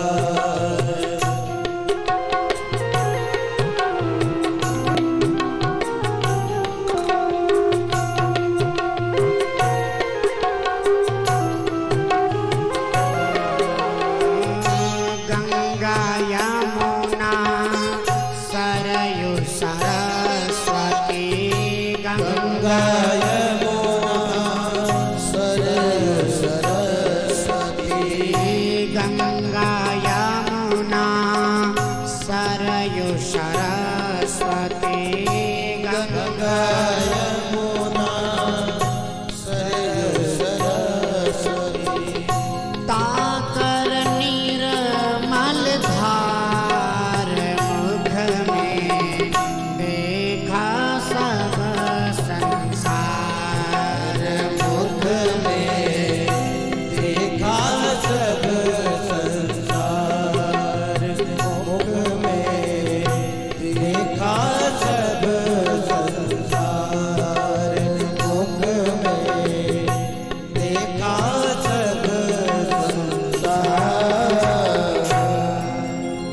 सारे मुख में ही सारे संसार को दिखा दिया कन्हैया। माँ ने इस लीला को देखा, देखते ही देखते बेहोश हो गई और जी पुनः होश में आई। कन्हैया ने सोचा कि अगर माँ को यह पता चल गया कि मैं जगन का नाथ हूँ तो ये जो ममता है ममता नहीं मिलेगी। तो कन्हैया ने तुरंत किया क्या कि गरिमा शक्ति को बुलाया। कहा है गरिमा शक्ति जाओ और मेरी माँ के अंदर जो अभी देखा है दृश्य उसको ऐसी कर दे कि लीला को भूल ही जाए। कि किम सपनम एतत्तुत देवमायं किम वा मदीयो बत बुद्धिमोहा। जाओ और मेरे माँ की बुद्धि से इसको भुलवा दे और जो मेरे प्रति मोह था पुनः वैसा मोह प्रकट करवा दे। गरिमा शक्ति जा करके ऐसे माया को किया कि कन्हैया के जो दृश्य को देखा था यशोदा ने जैसे कोई स्वप्न में कोई चीज देखे कि किम स्वप्न एतद माया। जैसे स्वप्न में कोई चीज देखने के बाद सुबह ना याद रहे भूल जाया जाए, उसी प्रकार माँ यशोदा को ऐसा लगा कि कोई स्वप्न देख रही थी, सब भूल गई और पुनः फिर से कन्हैया से प्रेम करने लगी। ऐसे मायापति है महाराज। और अगर इनका कीर्तन किया जाए तो कितना आनंद आए। लेकिन ये सारी दुनिया मायापति को नहीं भजना चाहती, वो माया को भजना चाहती। और अगर माया को भजोगे तो मायापति नहीं मिलेंगे। इसलिए माया को भूलो। माया क्या है? ये जो धन दौलत बंगले गाड़ी पैसे के चक्कर में पड़ो, ये सब माया है। आज है और कल कभी साथ आपकी जाएगी नहीं महाराज। ये माया अगर जादूगरनी किसी की न हो, ये माया ऐसी है महाराज तो किसी के साथ जाती नहीं है। इसलिए माया को छोड़ो और माधव का भजन करो कि माया माया सब भजे अब माधव भजे न कोई। जो कदाचित माधव भजे तुम माया चेरी हो। अगर माधव का चिंतन किया जाए तो माया चेरी हो सकती है, नहीं तो ये माया करनी सबको नचाती है और सब इसके पीछे पीछे नाचते हैं महाराज। कि माया जादूगरनी सबको नचा जाए और सभी लोग उसके कठपुतली बन के नाचते रहते हैं लेकिन कुछ कर नहीं पाते। इसलिए माया का चक्कर छोड़ो और माधव के पीछे भागो। अगर माधव को पा गए तो माया तो अपने आप भागी चली आएगी। आज महाराज ऐसी ऐसी लीलाओं को नाच करते हुए अब एक दिन तो ऐसी लीला को किया कि सारे देवता आज आकाश मंडल में खड़े होकर के दुंदुभी बजा रहे हैं, हर्षोल्लास हो रहे हैं। क्या लीला किया? एकदा गृहदासेस्तु यशोदानंद गेहने कर्मांतरस्त्रियः निर्भन् मर्थनं स्वयं दधि मंथनं स्वयं दधि। एक दिन यशोदा अपने नंद महल के आंगन में खड़ी होकर के दधि का मंथन कर रही थी और दधि का मंथन करके माखन बना रही थी। और कन्हैया मेरे भागे भागे आए और भागे भागे आए। यशोदा माखन बना रही थी और कुछ दूध को रख दिया था अग्नि में उबलने के लिए। कन्हैया भागे भागे आए, माँ के पास लिपट गए। माँ ने देखा कि आज कन्हैया क्या बात है, बड़ा प्रेम तेरे को आ रहा है। माँ ने कहा माँ मेरी इच्छा हो रही तू आज मुझे लेके गोदी में बैठ जा। यशोदा लेकर गोदी में बैठ गई तो कन्हैया यशोदा से पूछने लगे माँ या बता कि आपको दूध प्यारो लागे या पूत प्यारो लागे? यशोदा ने कहा अरे लाला ऐसे प्रश्न क्यों करते, तेरे जैसे पूत के लिए तो पता नहीं कितने दूध में छोड़ दूं, मुझे तो मेरे पूत प्यारो लागे। और यही चर्चा कर रहे थे। यशोदा जी ने जो दूध रखा था उबलने के लिए वह दूध महाराज अग्नि तेज हुई, उबल गया और दूध बाहर गिरने लगा। जब दूध बाहर गिरने लगा तुरंत यशोदा ने आज कन्हैया को अपनी गोदी से उठाया, जमीन पर रखा और सीधा दूध बचाने के लिए भागी चली गई। कन्हैया ने कहा देखो अभी अभी माँ कह रही थी कि माँ को दूध नहीं पूत प्यारो, और जो ही दूध थोड़ा गिरने लगा पूत को जमीन पर बैठाकर दूध बचाने चली गई। इसका मतलब इनको पूत नहीं दूध प्यारो है। अब आज मैं निर्णय कर देता हूँ या तो दूध रहेगा या पूत ही रहेगा। कन्हैया को क्रोध आया एक छोटी सी छड़ी को उठाया और महाराज जो माँ मंथन कर रही थी, सारे दही को मार करके मक्खन बना रही थी, और आज सारे मटकी को एक तरफ से तोड़ना शुरू कर दिया। बारी बारी एक मटकी उठाते पटकते, दूसरी उठाते पटकते, तीसरी पटक, जो ना उठा पाते एक डंडे को लेके आया, प्रहार करते फोड़ देते। माँ यशोदा देखती रह गई। देखते देखते कन्हैया ने सारी मटकी को ही तोड़ डाला। माँ यशोदा आज क्रोध कर गई। आज तक इसने जितनी कुछ भी किए, मैंने सारे इसके कर्मों को ध्यान नहीं दिया, इसे छोड़ती गई कि लाला है, छोटा सा बच्चा है, सुधर जाएगा। लेकिन आज इसने ऐसा काम किया है, इसे छोड़ेंगे नहीं, बिना मारे छोड़ूंगी नहीं। मारने का संकल्प कर लिया मैंने, और यूं ही मारने का संकल्प किया, मेरे नाथ ने देखा आज तो इनके मन में ममता आ गई, और जब ममता आ जाती है तो मुझे पा नहीं पाता दुनिया वाले। जो ही ममता आई तो भगवान आपसे दूर होने लगते हैं। और आज कन्हैया माँ के पास से भागने लगे। जो ही भागने लगे, माँ यशोदा पीछे पीछे एक छड़ी लेकर के पीछे दौड़ रही है। रुक जा लाला। कान्हा कहते नहीं रुकूंगा माँ। रुक जा, नहीं तो बहुत पीटूंगी। तो पीट ही ले माँ, लेकिन मैं रुकने वाला नहीं हूँ। इतना महाराज उसी आंगन में दौड़ा रहे हैं माँ को। माँ छड़ी लेके पीछे, कन्हैया आगे। सारे देवता आकाश मंडल से देख रहे हैं कि बताओ, सारी दुनिया जिस कन्हैया के पीछे फूल माले लेकर भागती है, आज वही कन्हैया आगे भाग रहा है। अब प्रेम ऐसा है माँ यशोदा का कि छड़ी लेकर पीछे भाग रही है। जिस देवता की सेवा में लोग फूल माला पुष्प वर्षा अनेक प्रकार की सामग्रियां लेके खड़े होते हैं, उन देवता के लिए आज छड़ी लेकर दौड़ रही है माँ। ये क्या है? प्रेम है। और कन्हैया भागे जा रहे हैं। 2 घंटा बीत गया। माँ एकदम मारा थकावट से महसूस हो गई, पसीने हो गए। कहा कन्हैया तू सुधरेगा नहीं, सच बता, रुक जा, नहीं तो पा जाऊंगी, बहुत पीटूंगी। कन्हैया ने कहा पीट ले तभी आऊंगा। माँ समझ गई अब इसको पकड़ नहीं सकते, बड़ा हो गया। माँ ने कहा बेटा रुक जा। कहा क्यों रुक जाए माँ? क्रोध में आकर कहा तेरी पूजा करेंगे। जैसे कोई माता अपने बच्चे से कहती ना क्या करना, कहते पूजा करना। कन्हैया ने जो पूजा का नाम सुना, कहा मैं जब पूजा करोगी? कहा तो छोटे से कन्हैया ने सोचा पूजा में बढ़िया दूध दही माला फल फूल चढ़ता है, यही खिलाएंगी माँ मुझे, इसलिए रोक रही। खड़े हो गए। अब माँ आगे बढ़ने लगी। कहा माँ ये बता, तू तो कह रही पूजा करने आ रही हो, तो पूजा में छड़ी का क्या काम? ये छड़ी लेकर क्यों आ रही है? कहा ये छड़ी से तेरी पूजा करेंगे। कन्हैया ने कहा मैं समझ गया, छड़ी वाली पूजा मैं नहीं करवाता, मैं ऐसा देवता नहीं हूँ, मैं तो चला। यशोदा समझ गई फिर भागेगा तो पकड़ में नहीं आएगा। छड़ी को फेंक दिया। कहा अब छड़ी फेंक दिया, पूजन सामग्री ले आ। कहा पूजन घर से लेके आऊंगी सामग्री, लेकिन तू एक बार पकड़ में तो आ जा। कन्हैया आए और आकर खड़े हो गए। माँ ने पकड़ लिया। जो ही पकड़ा, कहा माँ मेरी पूजा करो। कहा यहीं ठहर, जाकर के हल्दी फूल लेके आऊं तो तेरी पूजा करती हूँ। अम्मा भागी गई। कन्हैया इंतजार कर रहे हैं माँ ये पूजा करे, माँ ये पूजा करे। और माँ अंदर से रस्सी लेकर आई, और रस्सी लेकर आई और जाकर के ओखल में कन्हैया को ओखल के पास करके उसी रस्सी से बांधने का प्रयास कर रही है। कि जो ही बांधने का प्रयास कर रही है, गृहीत्वा दधिमंथानम नयेत प्रीतया महान आकृतमो जावेन पयसी त्वदधिकृते। बांधने का प्रयास कर रहे हैं लेकिन नाथ बनते नहीं।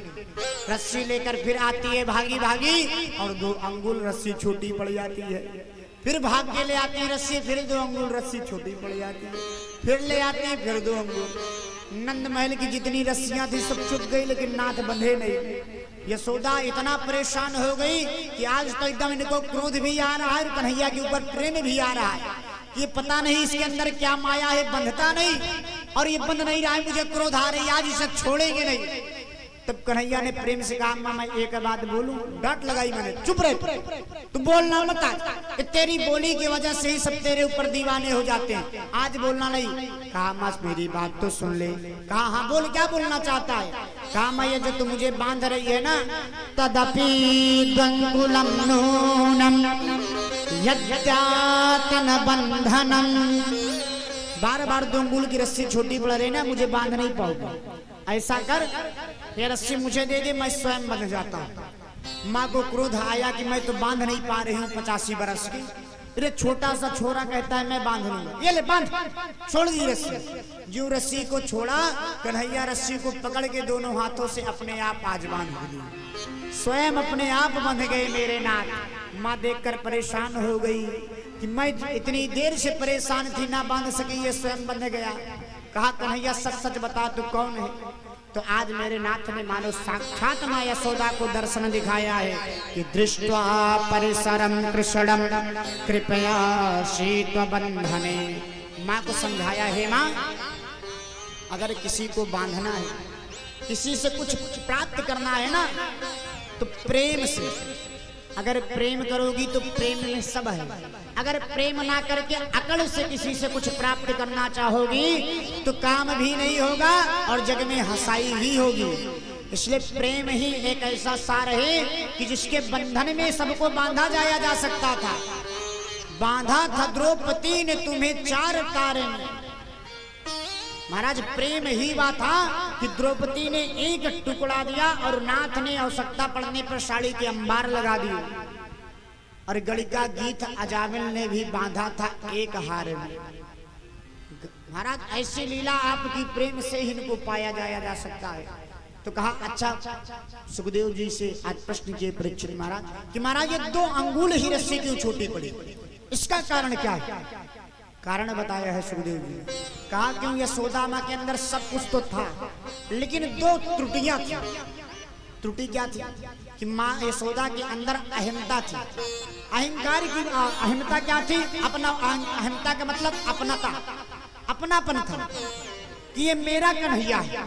जब कन्हैया को देखती तो मन में यह था कि मेरे लाला के जैसा और किसी का लाला है नहीं, ये मेरा जो है ये सब कुछ है। और किसी के लाला को देखती तो उसको धुतकारती, ले जा, मेरे लाला तो लाला है। तो अहमता थी कि मेरे लाला के जैसा और कोई नहीं। दूसरा क्या थी? ममता। ममता थी मां यशोदा के अंदर कि मैं जो कहूंगा वो मेरा कन्हैया कर देगा, क्योंकि मैं उसकी मां हूं। अगर प्रेम से नहीं करेगा तो डांट के करवा लूंगी। तो वही आज नाथ ने दिखाया है कि प्रेम से डांट के भी नहीं करूंगा, मैं वो करूंगा जो मेरे मन में आएगा।